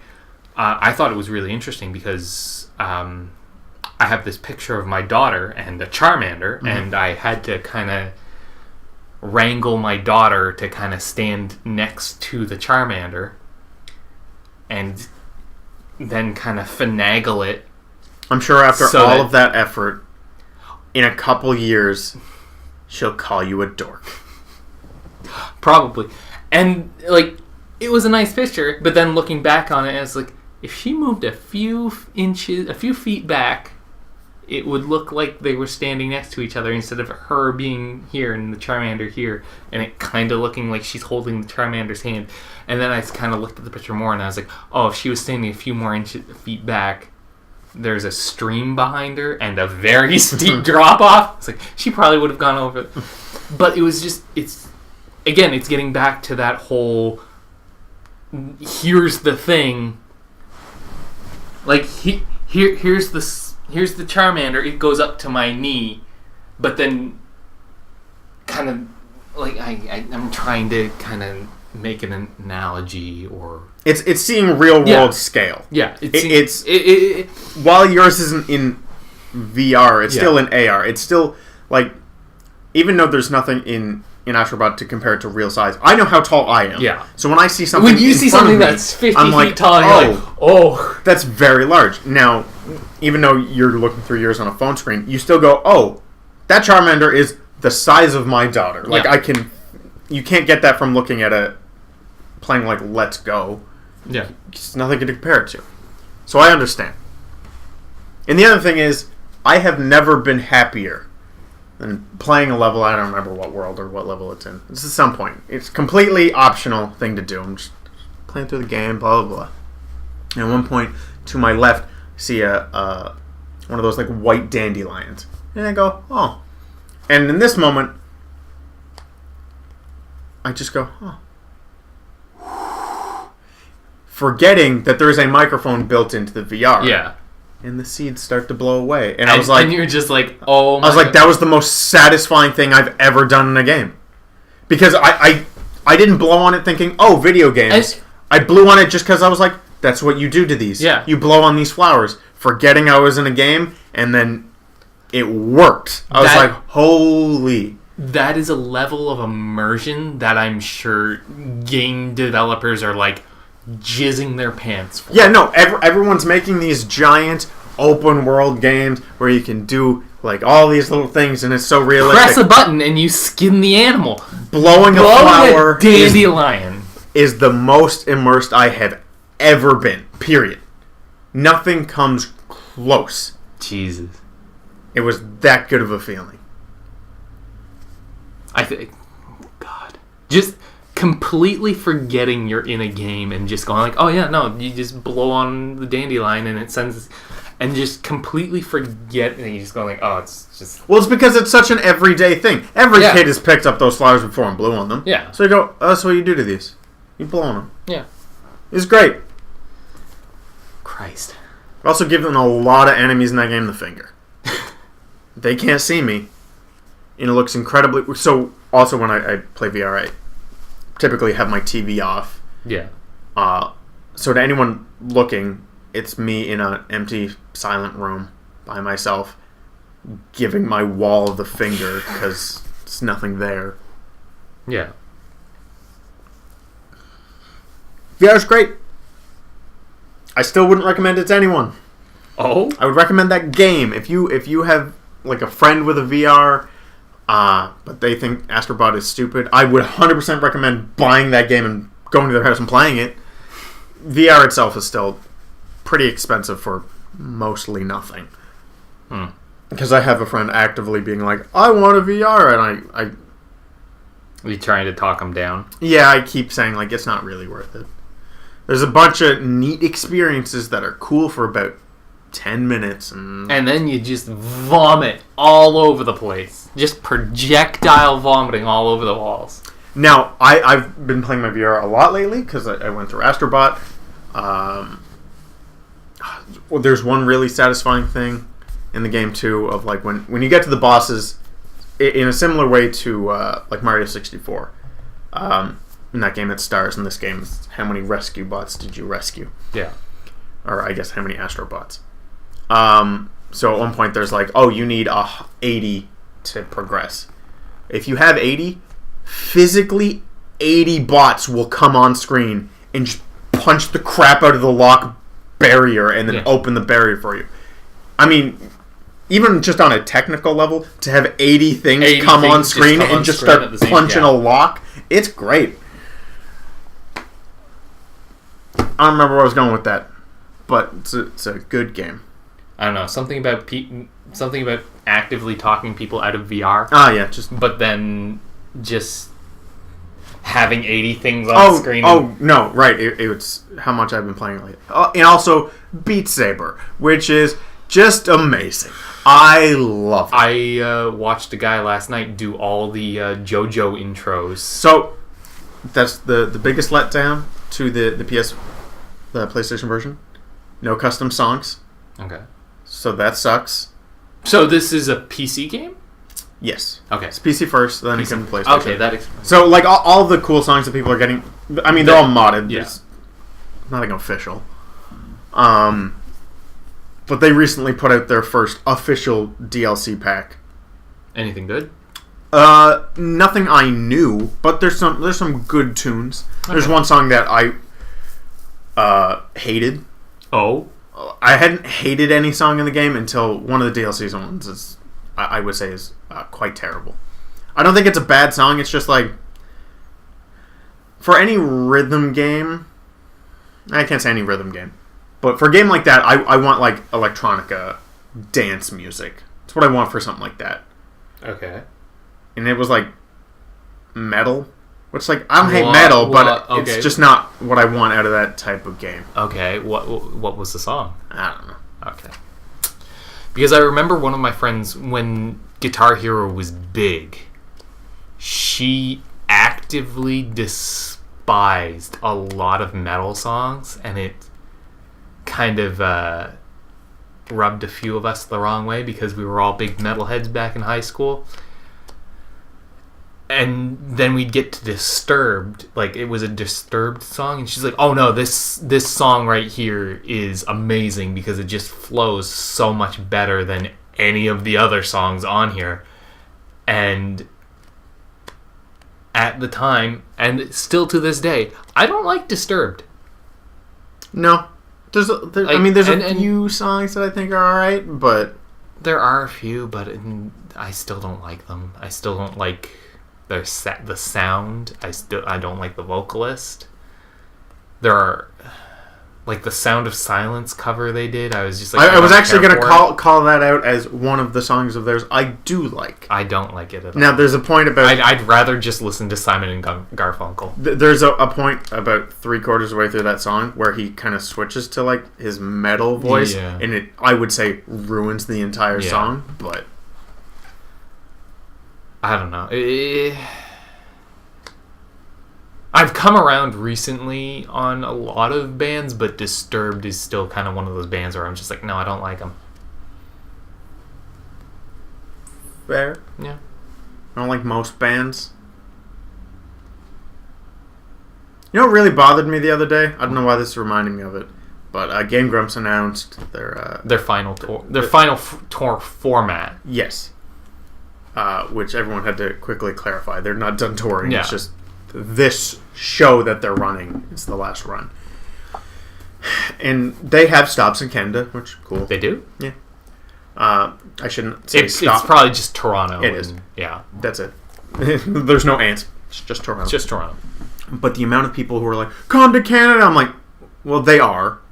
Like, if you want to say, come to Montreal or come to Halifax or whatever, fine, I can't argue that. But don't say, come to this country when on the poster you're commenting on it says they are. I mean, Toronto, Vancouver, you'd kind of assume it. No, it's just Toronto. Just Toronto, okay. I suppose if you want to hit the maximum amount of people in Canada, you go to Toronto. Yeah, no, that is true. Yeah. I always find it kind of funny when people are like, hey, I'm going to the east coast of Canada, and it turns out they're going to Toronto or Ottawa.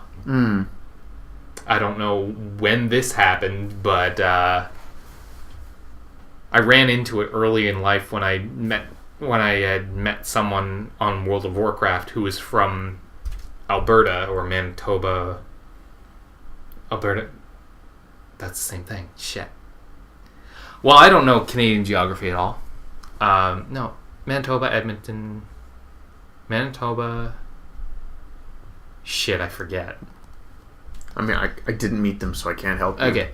Where she was like, yeah, I'm going to the East Coast. And I was like, oh, where? And she's like, Toronto. In their defense, Toronto is in EST, which Yeah. drives me insane. It's Yeah. not the East Coast, but... Yeah, no, that whole thing's up. I'm actually a little up... no, never mind. Complete false memory. Oh? I was going to say, like, I'm missing something by a day or two with a trip to Toronto, but I'm not. I just remember seeing the Game Grumps date going to Toronto. I was like, oh, that'd be really, like, convenient if it happened to be when I'm going to Toronto. You're going back to Toronto? I'm going in 3 weeks, 2 or 3 weeks. Oh.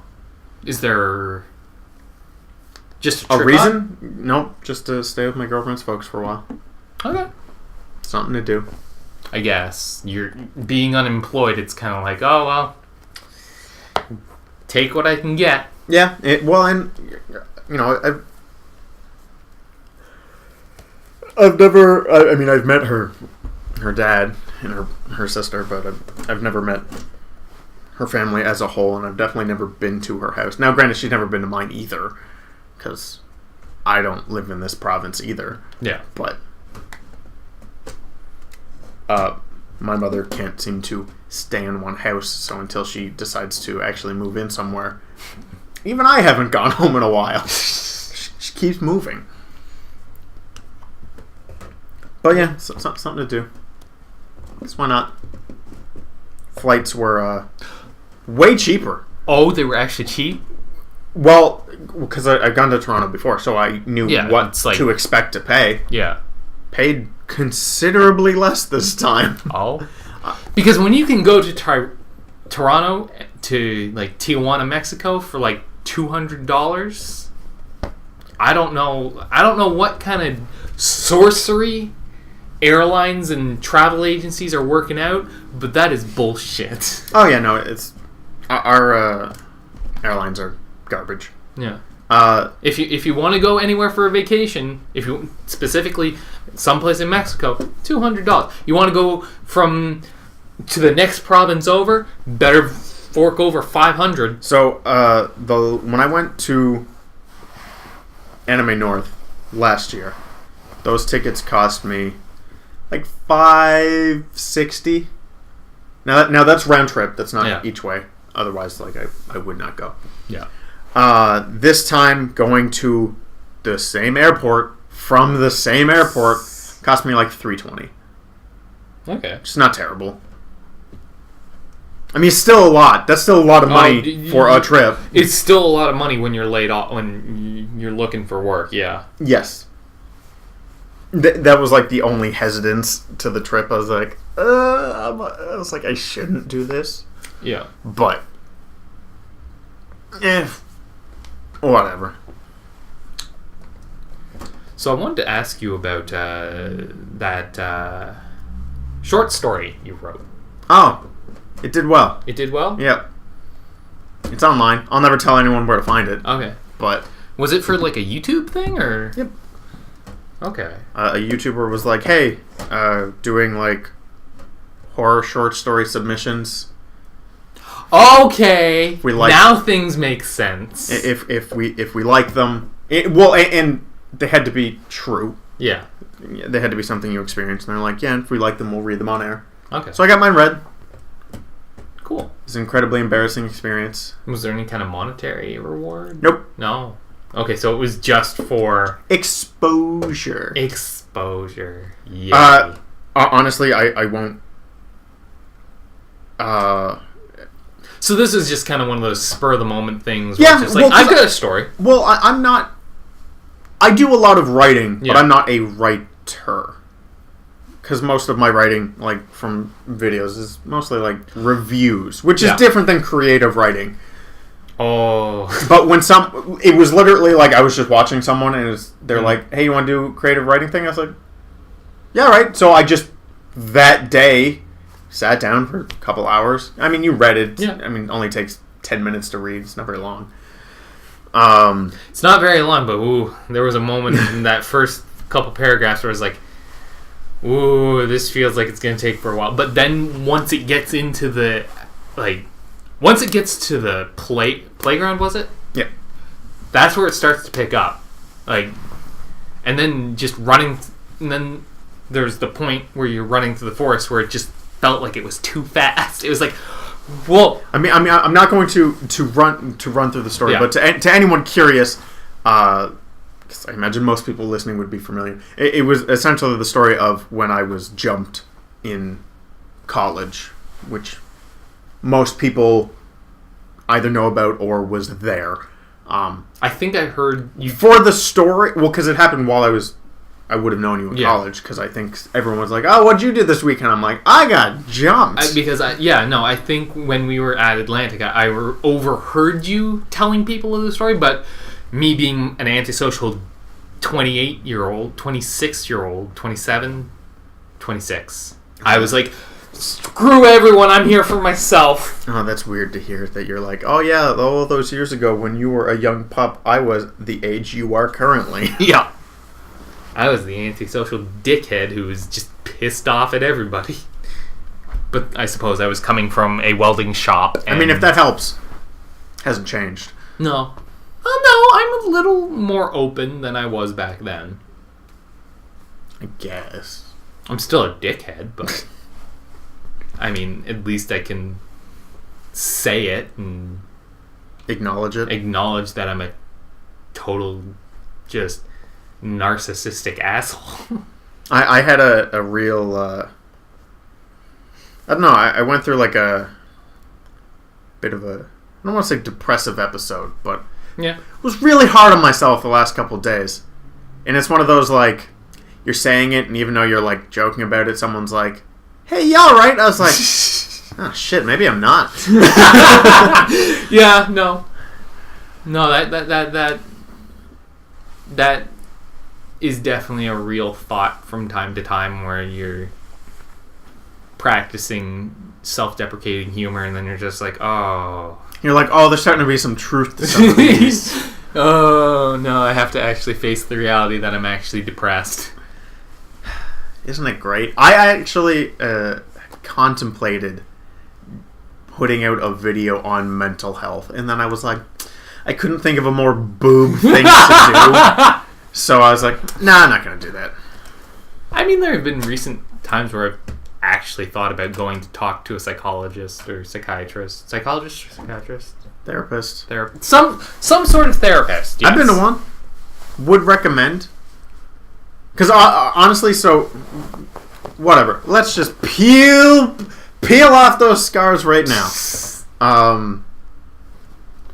I imagine anyone who is, feeling depressed or anything, a lot of it's just you need to get it off your chest. Yeah. And you don't want to be that guy who goes, hey, can you listen to me complain and be sad? You don't want to throw that on people. Yeah. So you go to a therapist and you go, here's my money. Now let me cry for an hour. And they go, okay. It feels great. I cracked within 10 minutes of my first session. Because they're just like, well, I mean, I won't hide it because I talked about it on here before. This was, I think it was shortly after my dad was diagnosed with cancer. So they're like, what's your relationship with your dad? And I was like, oh, well. And I just immediately broke. But no, they're great. I would recommend them. Yeah. Now, unemployed, I don't know how much I'd recommend them. They are costly. Because we had pretty good insurance coverage, and now we have zero. Yeah. Yeah, no. If I had insurance, if I had a health plan, I'd probably go. But I'd probably go. But that's probably just lip service. Me saying that. Yeah, no, that's fair. I mean, I've been bottling things up for 31 years. I'm not gonna start telling people my stories now. I mean, I've told people I would go. Or have even told people I was going. I've only gone once. Yeah. I mean... a lot of times it just gets people off your back. A lot of times, yeah. That being said, I have been to a therapist, but this was years ago after my brother passed away, and my parents were noticing some things, and they took me to a therapist. The problem was the therapist was a child therapist, and they had a lot of distractions, a lot of toys, crayons. So I don't think my parents got the money's worth, because there were some Lego sets there that I had never seen, like some really old, the old like castles, medieval one that I'd never seen before, and I just sat there and played Lego the entire time, and I think that really frustrated the therapist because she could never really. I mean, if I'm being honest, I'm going to tell you right now, whatever she did, your parents lost their money. Oh yeah, because you do not scream person who's gone to therapy. No. You scream person who desperately needs it. You're not wrong. But I'm a very cheap person. Yeah. Actually, I remember how much it ended up costing me when we had coverage. I think without coverage it's like $80. Which is not... I mean, for your mental health, it's worth it. It's worth it. But that's not inexpensive. But I mean, at the time when we were working and we did have coverage... Yeah, it was like 15 or something. It was pretty cheap. Yeah, but I mean, I was spending $80 just to get my teeth fixed. That reminds me. It was like, within a week of being laid off, my dentist called me. Yeah. To be like, hey, check up, and my eye doctor called me. Oh. And I was like, cool, I'm gonna just delay those for a bit. Yeah. No, I haven't heard back from my dentist. I like, they called me once and be like, hey, you coming? And I'm like, yeah, no. And then I haven't heard from them since, so still got a few cavities that I've just been desperately just attending to, trying to make sure that they don't get worse. Just smash them all out. Just smash them all out? Oh. Yeah. There was one point I was just like, just smash my wisdom teeth out, please. And they're like, we don't do that anymore. We try not to do that anymore. Because I guess if something goes wrong and they get infected... Dry socket. Dry socket. Dry socket. What's that? It's, I don't know exactly how it happens, but it's basically like the hole where your wisdom teeth are doesn't seal properly, so it literally just dries up. Apparently smells like a corpse. Okay. Because I know it can get infected, and if that gets infected, it can very easily lead to cardiac arrest. Oh, great. So, like, at one point, before hearing this, I was like, oh yeah, no, just rip them out of my head. I don't give a shit. And then once I heard that, I was like, no, I'm okay with having my wisdom teeth. I had mine taken out. Yeah, no, I remember this story. But I'm like most people. I don't know what the percentages is, but not everyone needs them removed. Yeah, it all comes based in, like, if they come in at a slight angle and they start pushing all your other teeth, then they gotta go. Yeah, and that is, I think most people get them removed. I think it's the minority that doesn't. Yeah. Yeah, it sucks. It's easily the worst medical experience I've ever gone through, and I've had some unpleasant medical history. Didn't you get your wisdom teeth removed without anesthetic? No, I had anesthetic. I didn't go to sleep. Okay. I mean, they don't do any dental work without numbing you. Yeah. But most people go to sleep. Yeah. I was not asleep. Yeah, you were talking about Lady Gaga or... someone was talking about something. Like Lady Gaga or... probably... Ariana Grande or Paris Hilton... And you were listening to them talk about it? Well, the thing is, like, it's not they screwed up and I didn't go to sleep. That was my choice. Yeah, no. I don't remember anything about the day outside of, like, the. I mean, it feels like they're ripping your jaw off. It's the most uncomfortable thing in the world. The pressure, like, yeah, they've got it numbed to just But you still feel them pulling and yanking. Well, the thing is, so with wisdom teeth, again, this is one of those, like, I don't know if this is how they still do it, or if this was just the norm when I had mine done a couple of years ago, is the first thing they have to do before they can pull them. Shatter them. Yeah. And that process is... I mean, if I didn't at one point open my eyes to see what was happening, I would have been convinced that, now it's going to be hard to illustrate this, but that my doctor's foot would have been next to my ears and putting his full body into tearing my mouth open. And at one point when I felt that way, I just had to do a quick, like, okay, no, looks professional still. Yeah. This isn't backyard dentist with Bubba Ray. Yeah, which honestly might have been better. Might have cost you less. I mean, honestly, I don't remember how old I was, but it's covered by my parents anyway. So I was probably like, I guess 16 or 17, because I was still covered by my parents' insurance. So it didn't cost nothing. Weren't you in? You weren't. Weren't you in Atlantica when you got that done? I don't remember. Got to keep in mind, I started college when I was 17. Ah, I think I was 17. Yeah. Okay, yes. No, I was just... Yes. I keep forgetting how old I am. Yeah, you're older than me. Yeah. You are several years older than me. Yeah. I mean, you're 45. I'm not that old. I'm not almost dead. I actually have no idea how old you are. I just know you're older than me. I will be 31 Sunday. That's actually not as bad as I thought. Yeah. I thought you were older. You're Carl's age. No, he's... I think a he's year 30. older than me. He's 32. Yeah. Yeah. I think it just comes down to, like, I keep thinking he's older because he was our teacher. And I keep thinking you're younger because we went to the same college, but I started before you. Yeah. So it just makes me think I'm older than you. But, in fact, you are 5 years older than me. I love that. Walk into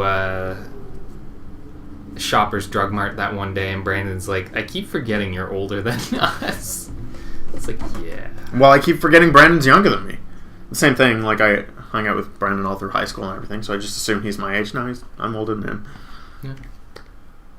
It amazes me your roommate's younger than one of my teammates from Atlantica.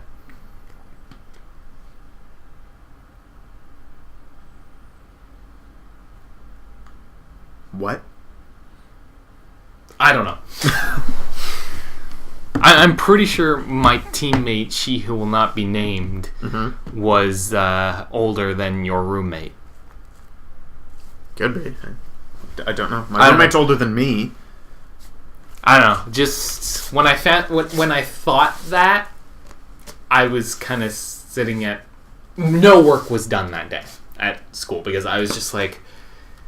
I was just having a moment where I couldn't process information correctly.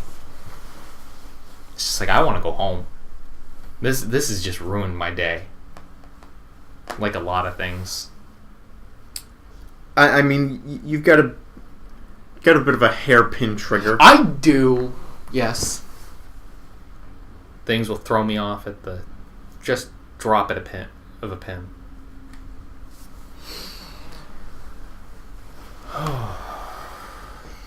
I pulled up my little notes of things to talk about in the podcast, and I was like, oh, I wrote one thing, and it was the shortest thing we talked about.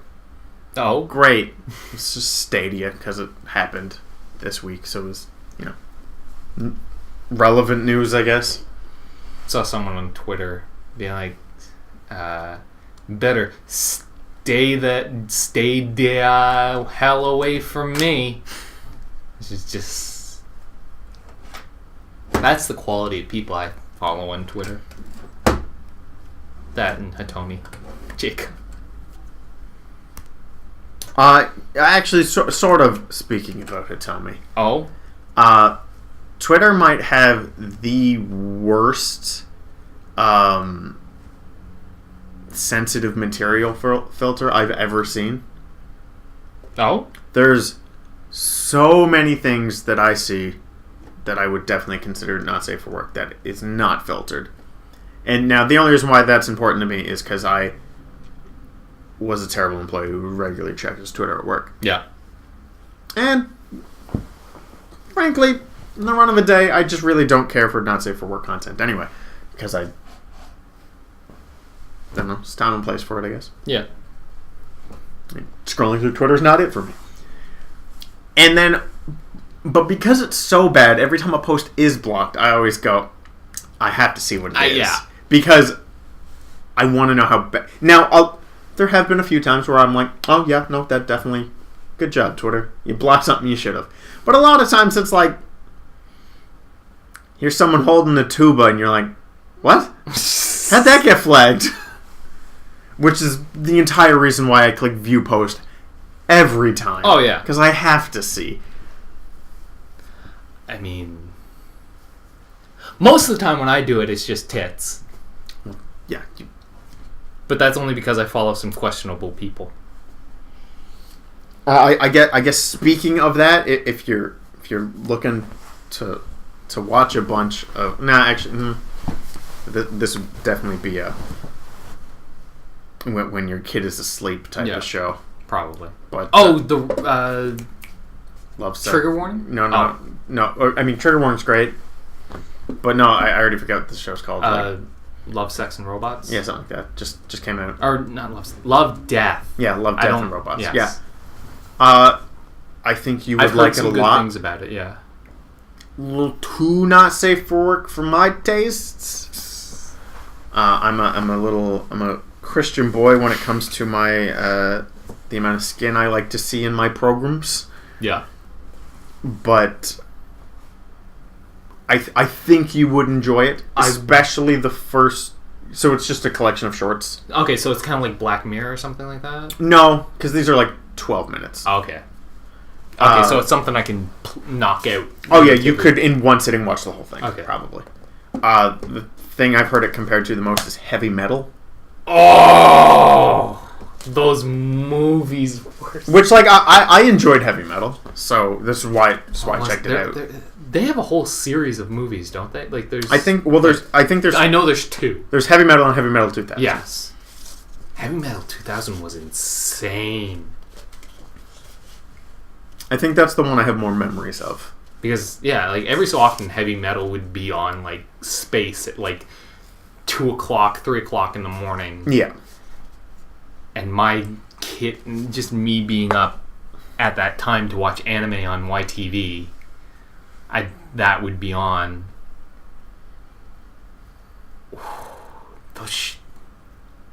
But yeah, for you, big recommend. Okay. Definitely make sure the kid's asleep. The first one, very cool.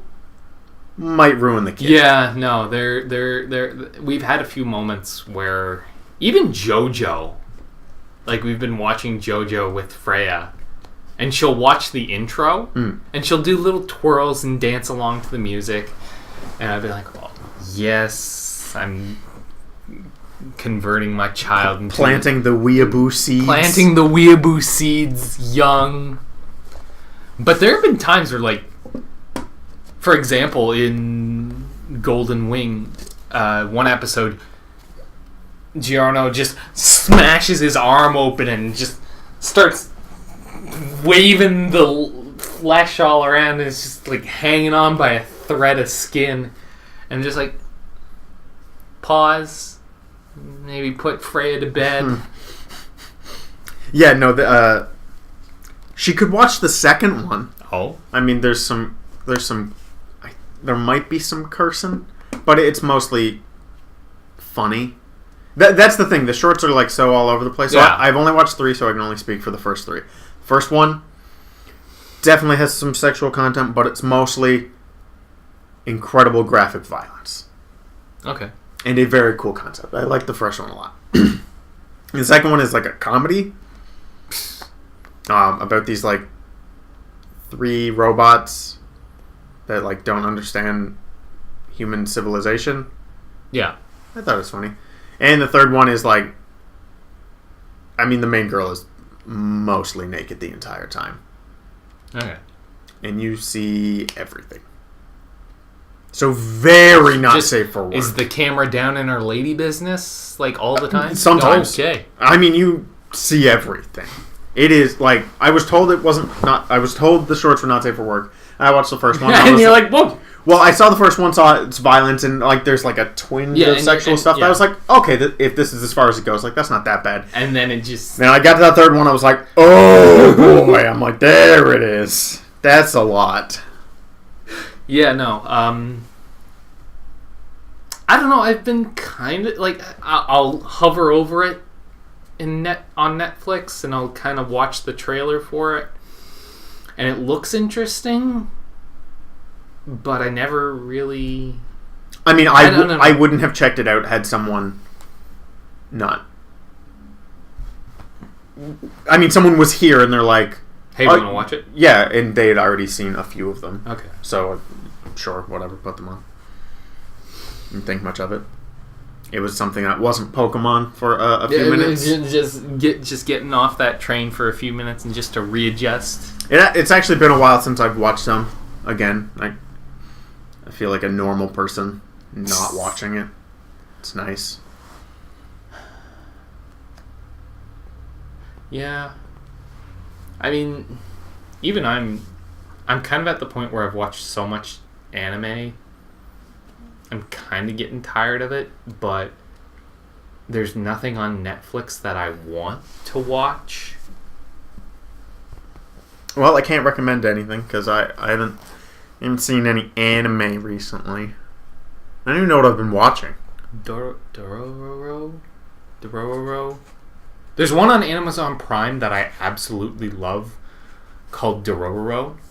I've heard the name. Yeah. Basically, this prefect, this lord, his lands are destitute, constantly overrun with plague, pestilence, and drought, and his kingdom's dying, Mm-hmm. and he makes a deal with demons that they can have his firstborn if they bring prosperity to the land. And they do. And his firstborn comes along. And he's born without limbs, eyes. He is literally like, he looks like Isaac without skin or eyes. Oh, good. Lovely. After my situation, seeing a child born like that was real rough. Yeah, I could see that. And it was like that first episode was real hard to get through for me. And then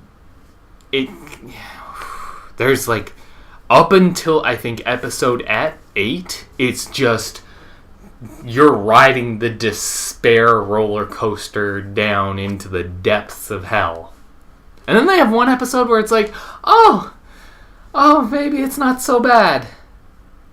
And immediately changes. It's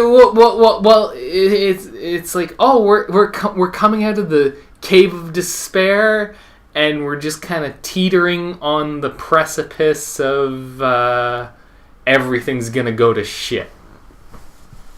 But it's definitely an interesting series that I've enjoyed this anime season.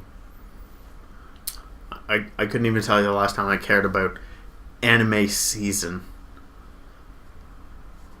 I mean, I am way behind on JoJo.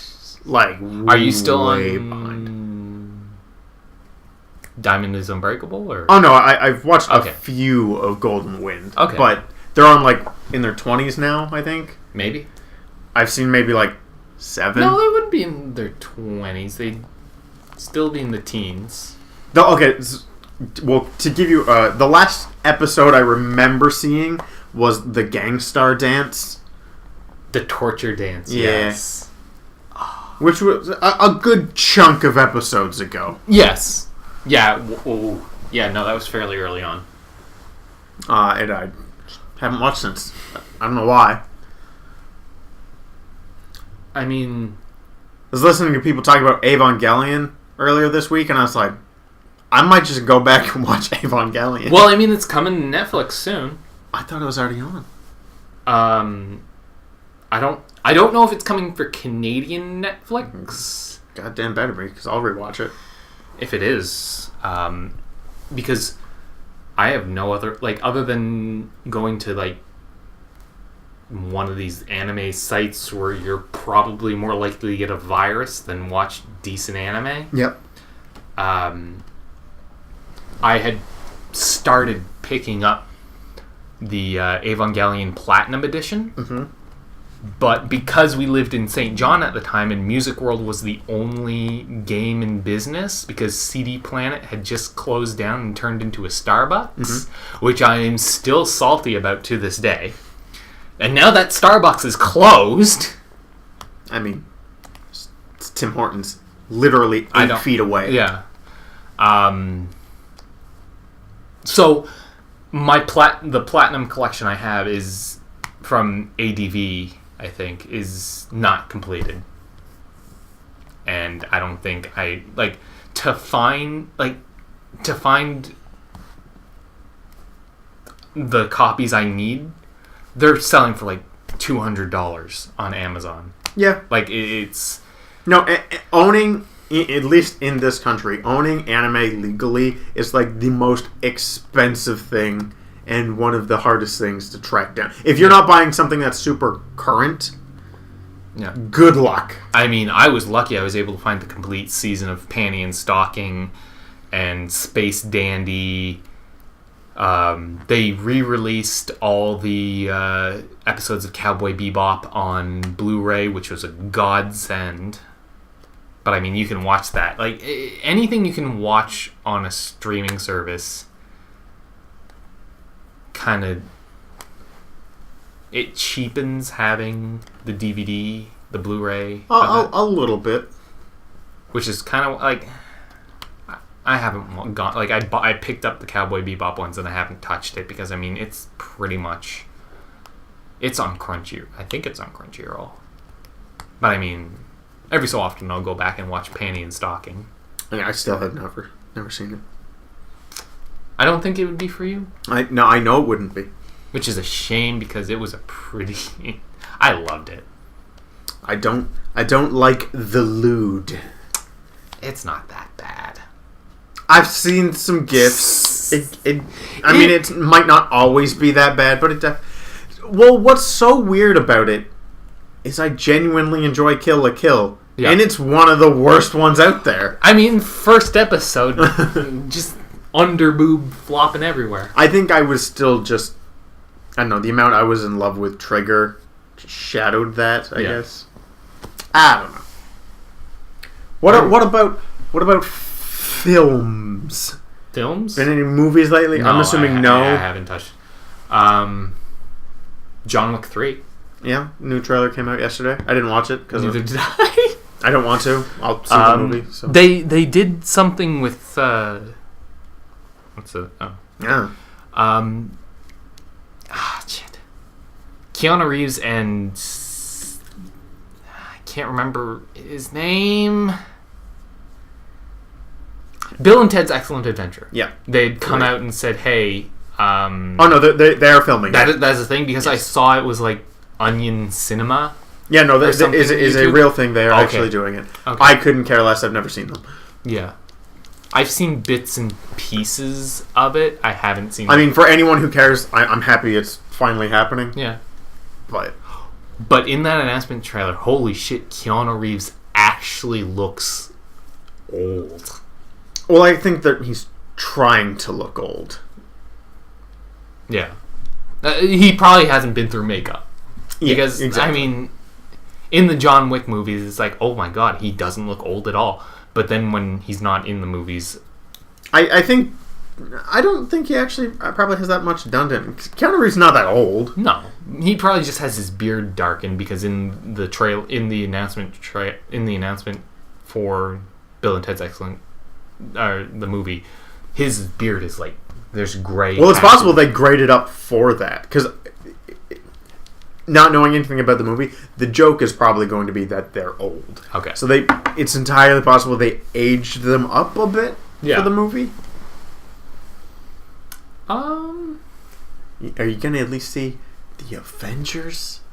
You gotta see the Avengers. I'm so done with superhero movies. I've got one left in me, and it's called The Avengers. The last one I saw was Thor Ragnarok, and I'm glad I saw that one.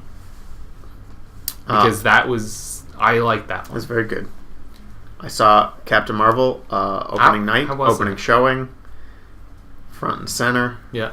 Why would you do front and center? I wasn't actually front and center. Okay. It had very good seats. Okay. What'd you think of it? It was okay. It was okay? Because I'm seeing a lot of people throw hate at it. It is both deserving of hate and praise. There are some moments where they could have really dropped the ball, and they didn't. They handled it very well. Okay. There's other moments where they could have done it a good job, where they totally dropped the ball. But part of me wants to say people are throwing so much hate at it just because it's Captain Marvel, and it's... I don't know. So, I do think it is a... And to them, it's just kind of like, grow the fuck up. Well... I see both sides of it. I definitely think it's one of the weaker Marvel movies. I don't think it's bad. I was going to say, it's doing better than a lot of other Marvel movies. Like, out of, there are 10, like, of all the... It's in the top 10, it's like 7. Yeah, it's in the top 10 of, like, fast... grossing... Well, not top grossing, because I think I've seen the thing you're talking about. It was, like, fastest to hit X amount of money. So it's doing well. Like, I've seen a lot of people being like, "Oh, it didn't make any money the following Monday. It's like it lost 70% of its income." And I'm sitting there, I was like, "It's a Monday. Who's gonna go see a movie on Monday?" Well, and also like for big movies like that, the drop off between week 1 and 2 is huge. Yeah. That's a totally normal thing. Yeah. No, I thought it was. I thought it was good. I left being enjoyed. Yeah. There's a lot of people who claim... So both people are wrong about this. People who say it beats you over the head with feminism, it totally doesn't. People who say it's totally subtle, it's not. Yeah. There's very good scenes where... people have drawn analogies of how all of Captain Marvel is about being a woman in modern day. I'm like... It's a goddamn superhero movie. It's like what you're making out of this is very like well thought out. Yeah. Don't think it's remotely what they were going for. They were going for a comic movie. Let's tie this into the next Avengers. Yeah, exactly. They were not thinking it out this much. There's one of the big fight scenes of the movie. Not the biggest, but I'd say like maybe the second biggest. It plays, I don't remember if it's Pink or Biff Naked, but plays the song I'm Just a Girl. And I'm like, that's a little on the nose. I haven't heard from those artists since the 90s. But you know that song. Yeah. My dad was huge into Pink and Biff Naked, and I'm like, and Missy Elliott, and I'm sitting there like, are you my dad? But, okay, so minor... There's one mini music spoiler that I'll say because it really bothered me. I have a lot of beef with this movie, but don't let that cloud the fact that I left the movie enjoying it. And I still think it was just a fine film. I just have a lot to pick at. Is it because I'm a straight white man? Probably. Sure. Why not? Calling you cisgendered fuck. Actually, slight tangent. A lot of people are like, "This movie's doing so well because it's a movie for girls." I'm like, no. Half of that money that it's raked in is probably from men. Yeah, statistically. That's the dumbest thing. Oh my god. Another side tangent. The star herself, Brie Larson, specifically said, "A movie like Captain Marvel shouldn't be reviewed by men because their opinions don't matter. I want to hear reviews from women," which I don't disagree with, but my example of just because a movie isn't made for you doesn't mean you can't review it properly. cough, cough, 2 years ago, the biggest movie on the planet was Moonlight, a movie that, spoilers, was about a gay black man. It's an amazing movie. I love Moonlight a lot. Do you know who mostly reviewed that movie? Straight white men. Because it doesn't matter what your subject matter is, you can still review a film. Yeah. Anyways, there's a part in the movie where you're going like internally to Captain Marvel's brain. And in the plot, she was absent from Earth for a couple of years. Yeah. But when we go inside her head, there's a specific Nirvana song playing that she would have never heard. Are you serious? Yeah, and that really took me out of it because I'm like, you wouldn't have heard this song. Huh. And that's it like smell? Like, what is it? I think it's "Come As You Are." I just remember it was Nirvana song. I think it's "Come As You Are." Okay. But I was like, you wouldn't have heard this song. You were not on Earth when this. Like, so that took me out of it because it's such a recognizable song. Yeah. Like if it was some other '90s song that I maybe not recognized, maybe like I asked my girlfriend, didn't take her out of it because she didn't know the song. Yeah. But where I did, I was like, you screwed up, Marvel. I was like, she wouldn't know this. It bothered me. But I mean, that's such a small thing. Oh no, I'm not holding that against the movie at all. It's a nitpick that it's like, yeah, okay. And my non-spoiler critique of the film, because I told this to someone who went and saw it like 2 days later, and they came back and told me that what I said was not a spoiler, so I feel comfortable in saying this. I wish retroactively this movie could have came 10 movies ago. There's my opinion. Okay. Now, obviously, we can't, because I get it. Getting a comic book movie starring a woman is still 10 years ago, yeah. I mean, it's still not easy, because you still see people complaining. Yeah. I mean, Elektra didn't exactly leave good taste in anyone's mouth. So because of that, so did you see the first Infinity War?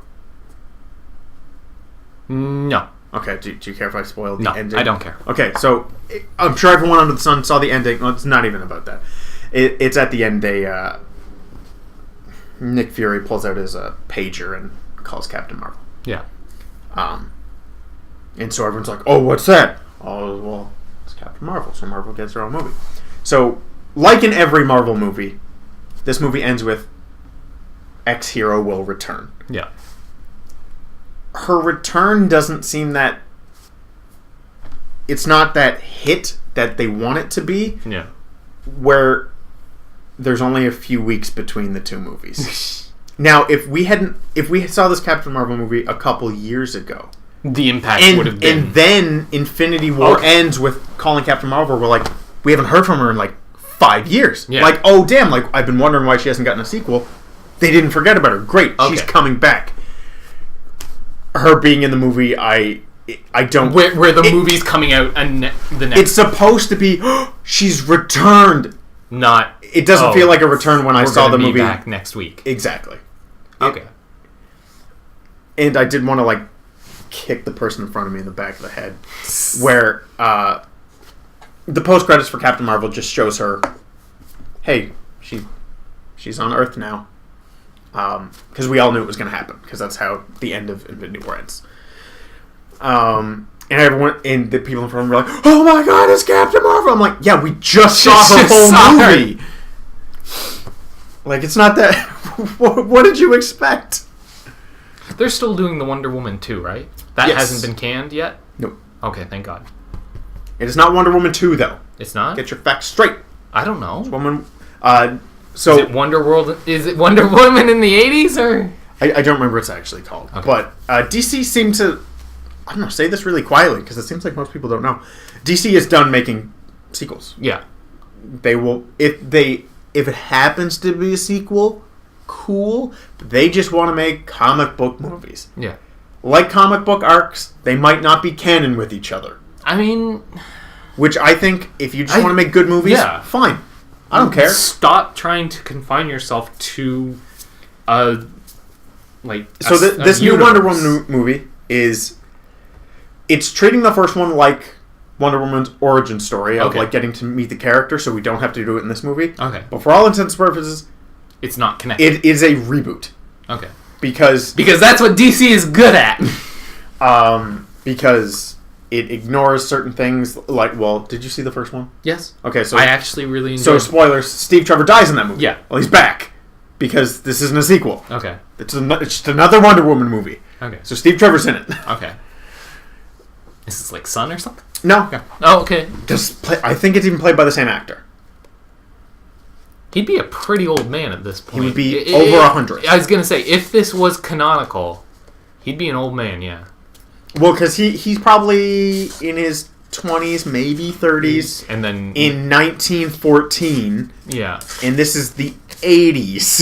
yeah. So, I mean, I'm kind of like, and now recently, they confirmed that is it James Gunn James Gunn? is not directing Suicide Squad 2 anymore. Okay, yeah, no, He he's is back on- rebooting he's Suicide Squad. with Idris Elba. I don't think that. I don't know if there's any truth to that I- part. I- I heard that, but I I think it heard- was a joke. I was gonna say, because I heard that Will Smith was out and Idris Elba was in his. I I was didn't sitting hear there that. going like, I heard what? someone joke about What? that, but I don't think that's true.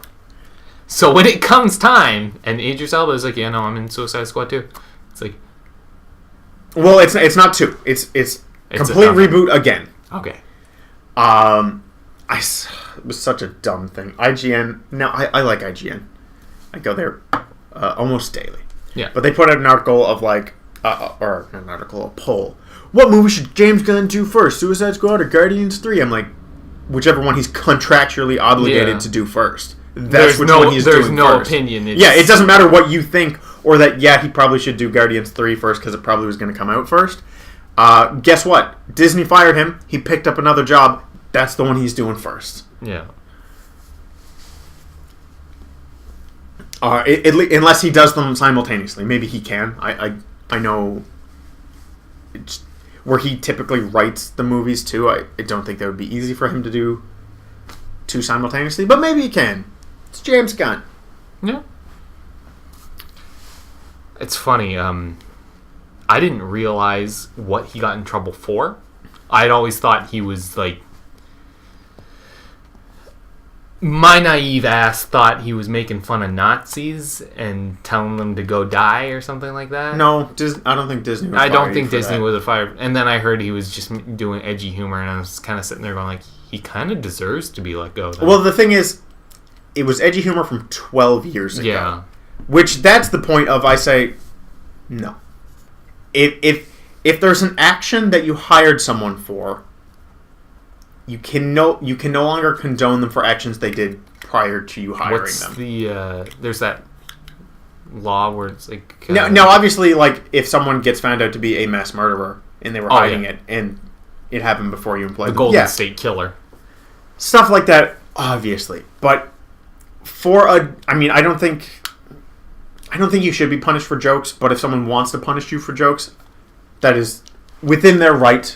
And as much as I think someone should be allowed to make a terrible, edgy joke, I think someone should also be allowed to punish you for said joke if they so choose. That's the way freedom works, people. I have to accept both.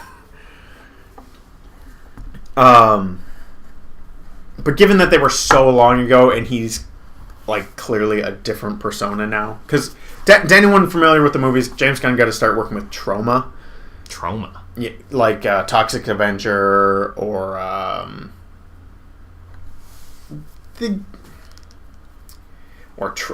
Traumaville. They're just like edgy types of movies. Still going today. Nukem High. There's a ton of them. I'm speaking to like 3 people out there, but they know what trauma movies are. That's how we got his start. Was Toxic Avenger like a kid's show with a toy line? No.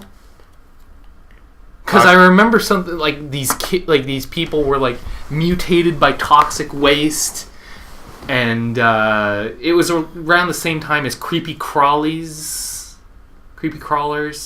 Like, you'd have that giant oven that you'd stick the plastic, the aluminum, or not aluminum, but the metal kind of trays with plastic goo in them, and they'd come out as, like, insects and brains and stuff like that. But they also had a toy line of action figures that you could make their weapons, and it was really neat, but it was a huge fire hazard.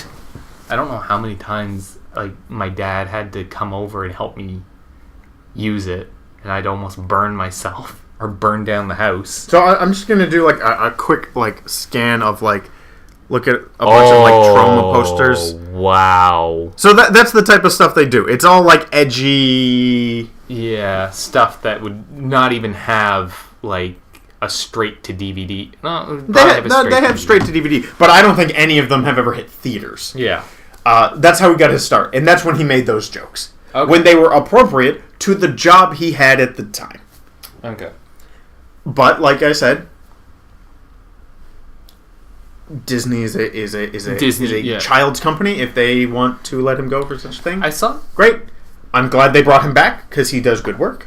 But early this morning, I saw Disney had planned to close Fox 2000. Yeah. I don't know what that means. Actually, speaking of semi-related, because it's Disney, Disney's own Star Wars. There's a rumor going around that Disney has revived LucasArts, like yes. the game studio. Totally fake. Don't totally believe fake. It. Totally fake.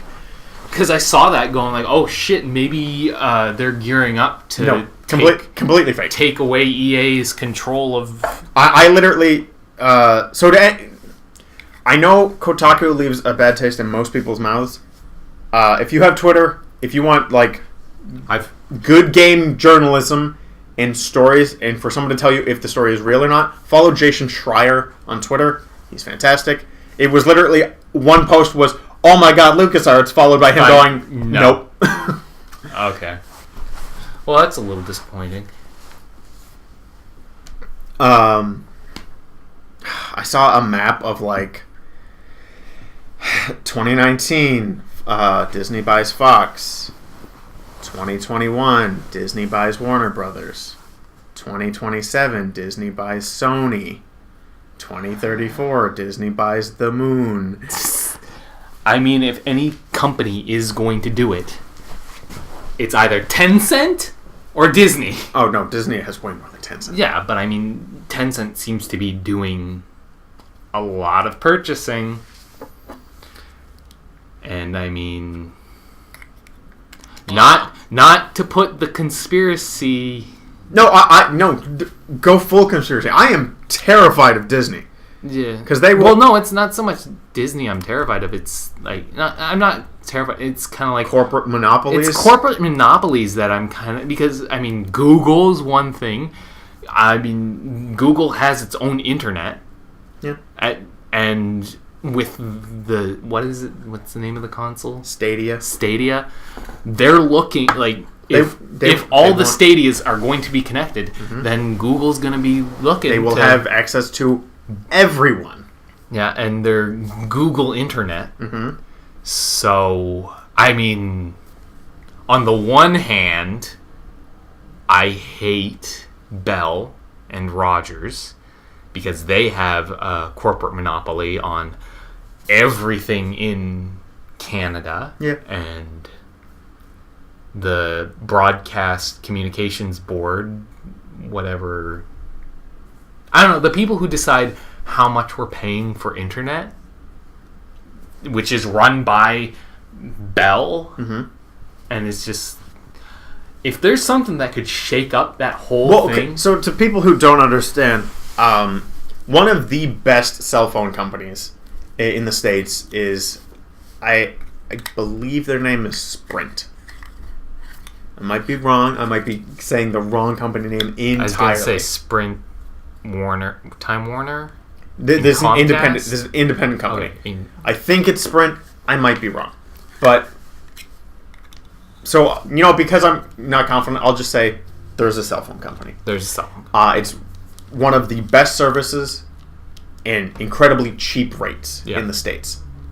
They're a Canadian company, but Rogers will not give them any cell towers, so their service cannot be in this country. Yep. monopolies. Because No, I mean, getting back to it, if Google wants to disrupt the internet monopoly that we have up in Canada, go ahead, do it. But if you're gonna know, like it's Google. I don't want them to have my DNA, but they probably already have it. Probably. Yeah. Well, I mean, there's that whole conspiracy theory of like Pokemon Go is used to like map your daily routes and Yeah, stuff. but I mean, that's easy. That's child's play. That's like, of course, every app that has that wants to know your location, they have your information, and they're selling it to third party They're selling it to third parties who are then using it to figure out who you are. And we're coming into an age where espionage can easily track. Like these espionage agencies can easily go to these people who are collecting your information, find out where you are at any given hour of the day, and just we're coming to a point where electronic warfare can easily target people. Now, obviously, for most people, it's mostly meaningless. Yeah, no one thinks about this. I'm not going to say no one thinks about it. I mean, what I'm saying is, there's no fear for the average person. No. I mean, the average person is not going to be found and killed or something. That being said, if these companies are hacked and a person with malicious intent does come across this information, they can find you. Oh, yeah. Well, I mean, people willingly... Like, I don't understand when people are like, hey, me and these people just checked in at this place. I'm like, cool, I know you're not home. Yeah. I'm going to go steal your stuff. Yeah. No, Don't do that, people. No, a lot of celebrities do that, and then they'll come back and find their house has been completely raided. Yeah, no, it's... Don't do that. It might deter a murderer. That's about it. Yeah. I was reading a bunch of stuff about the BTK. The BTK? Bind, torture, killer. You know about him? No, I don't. Okay. It's messed up.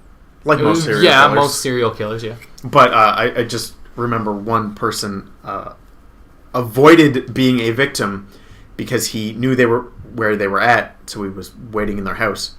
But they ended up like chatting to a friend, and he ended up having to wait like 2 or 3 extra hours in their home, and he just got tired and left. Ha! So sometimes saying you're out works, but... So how would this guy target his targets? Like, from what I remember, just whoever. So it'd just be whoever. Yeah, and he didn't seem like to have a follow reason. their feed or something, like their Twitter feed or no. Well, this was also in the 80s. Okay, before this, but I'm just saying, like, saying you're out isn't necessarily a bad How would he thing. know he's out? He stalked them to like know their daily routine. It was like, oh, they get home every day at this time. Well, I'll be in the house 30 minutes before that, and they end up not showing up. And he got mad, and he left. My target didn't come home at exactly 5:06 p.m. I gotta go pick up my laundry now. It was a semi-interesting story. I mean, as interesting as a serial killer story can be, because he had like those can be real fucked up. Well, it's because this one he had a wife and kids, and I was listening to like an interview with the daughter, who like the FBI came and was like, "Hey, do you know about the BTK?" She's like, "Yeah, there's the person like a couple years ago murdered, blah blah blah." And they're like, "Yeah, it's your dad." She's like, "What?" Because like he was like a complete double life. Yeah. Of like, she was like, oh, like he had like, I think even like the nicest dad has had like one, like you've probably seen your dad at least mad to a point once where you're like, you could kill someone maybe, but that's obviously a super rarity. But to say, I saw my dad mad once means he must be a serial killer. Yeah. No, yeah. Jesus. He killed kids too. It's a pretty messed up one. Yeah. Who'd have thought?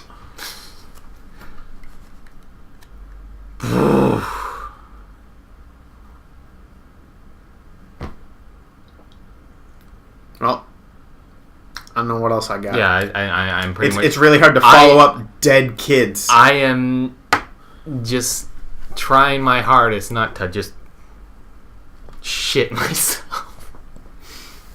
Good. Well, we can end it there. Okay. And you because I actually have to be getting back too. Soon-ish, yeah. Yeah. I know. I'm keeping an eye on the time. I know when you had to leave. Okay. All right. Is there anything you wanna plug other than my toilet?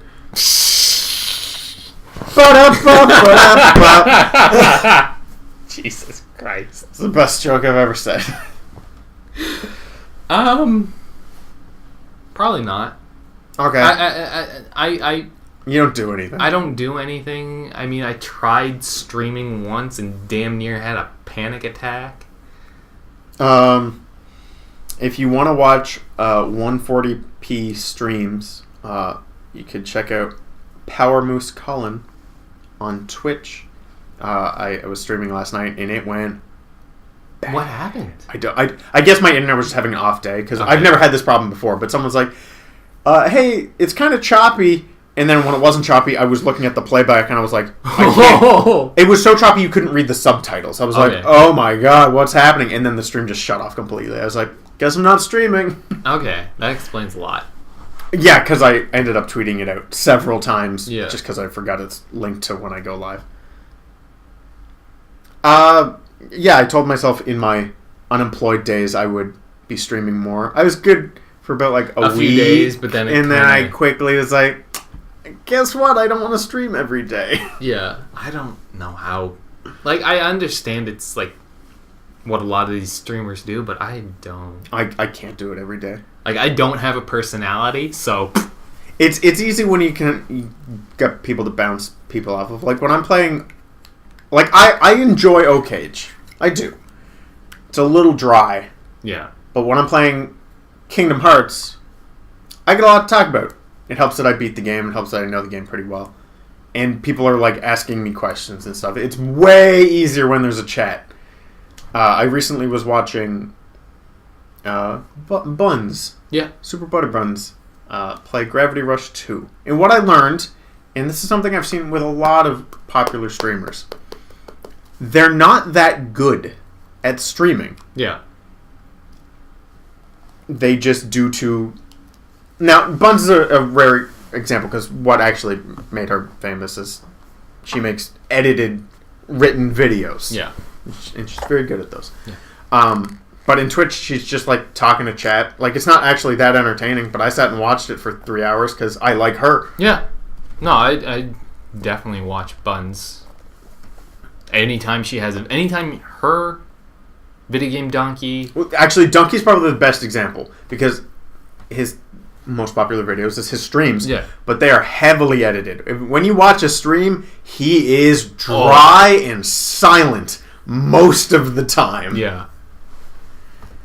But you cut out those couple gems, make a 4-minute video, and it's great. Yeah. Has me just dying.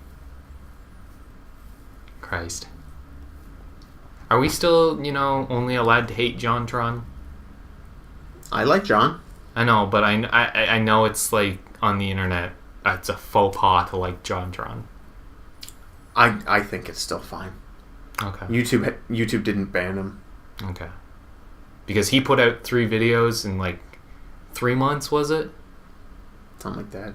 And I just felt spoiled. That man knows how to get a chuckle out of me.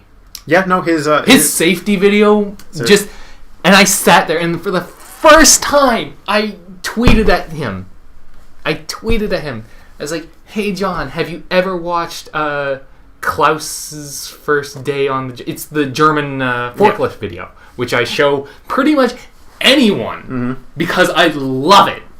It's so macabre and more just I love it."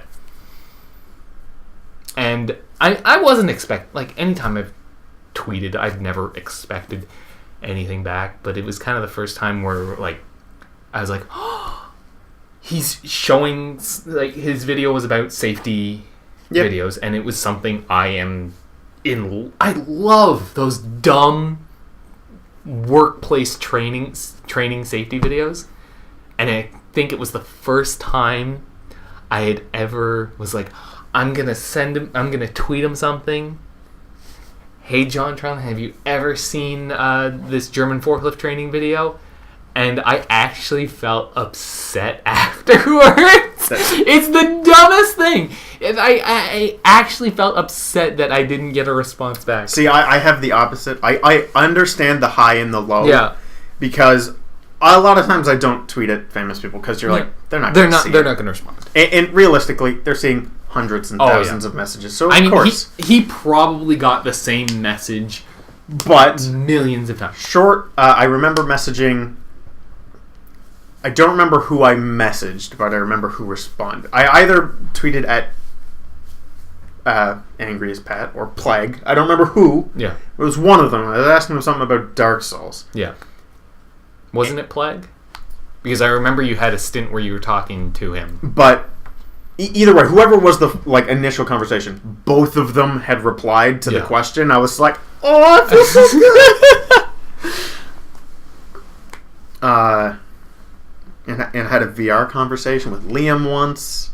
Now I just need to talk about Matt about some cereal or something. I guess Wooly. I haven't talked to Wooly yet. So yeah. But alright, if that's the one thing you get out of this podcast, subscribe to Jontron.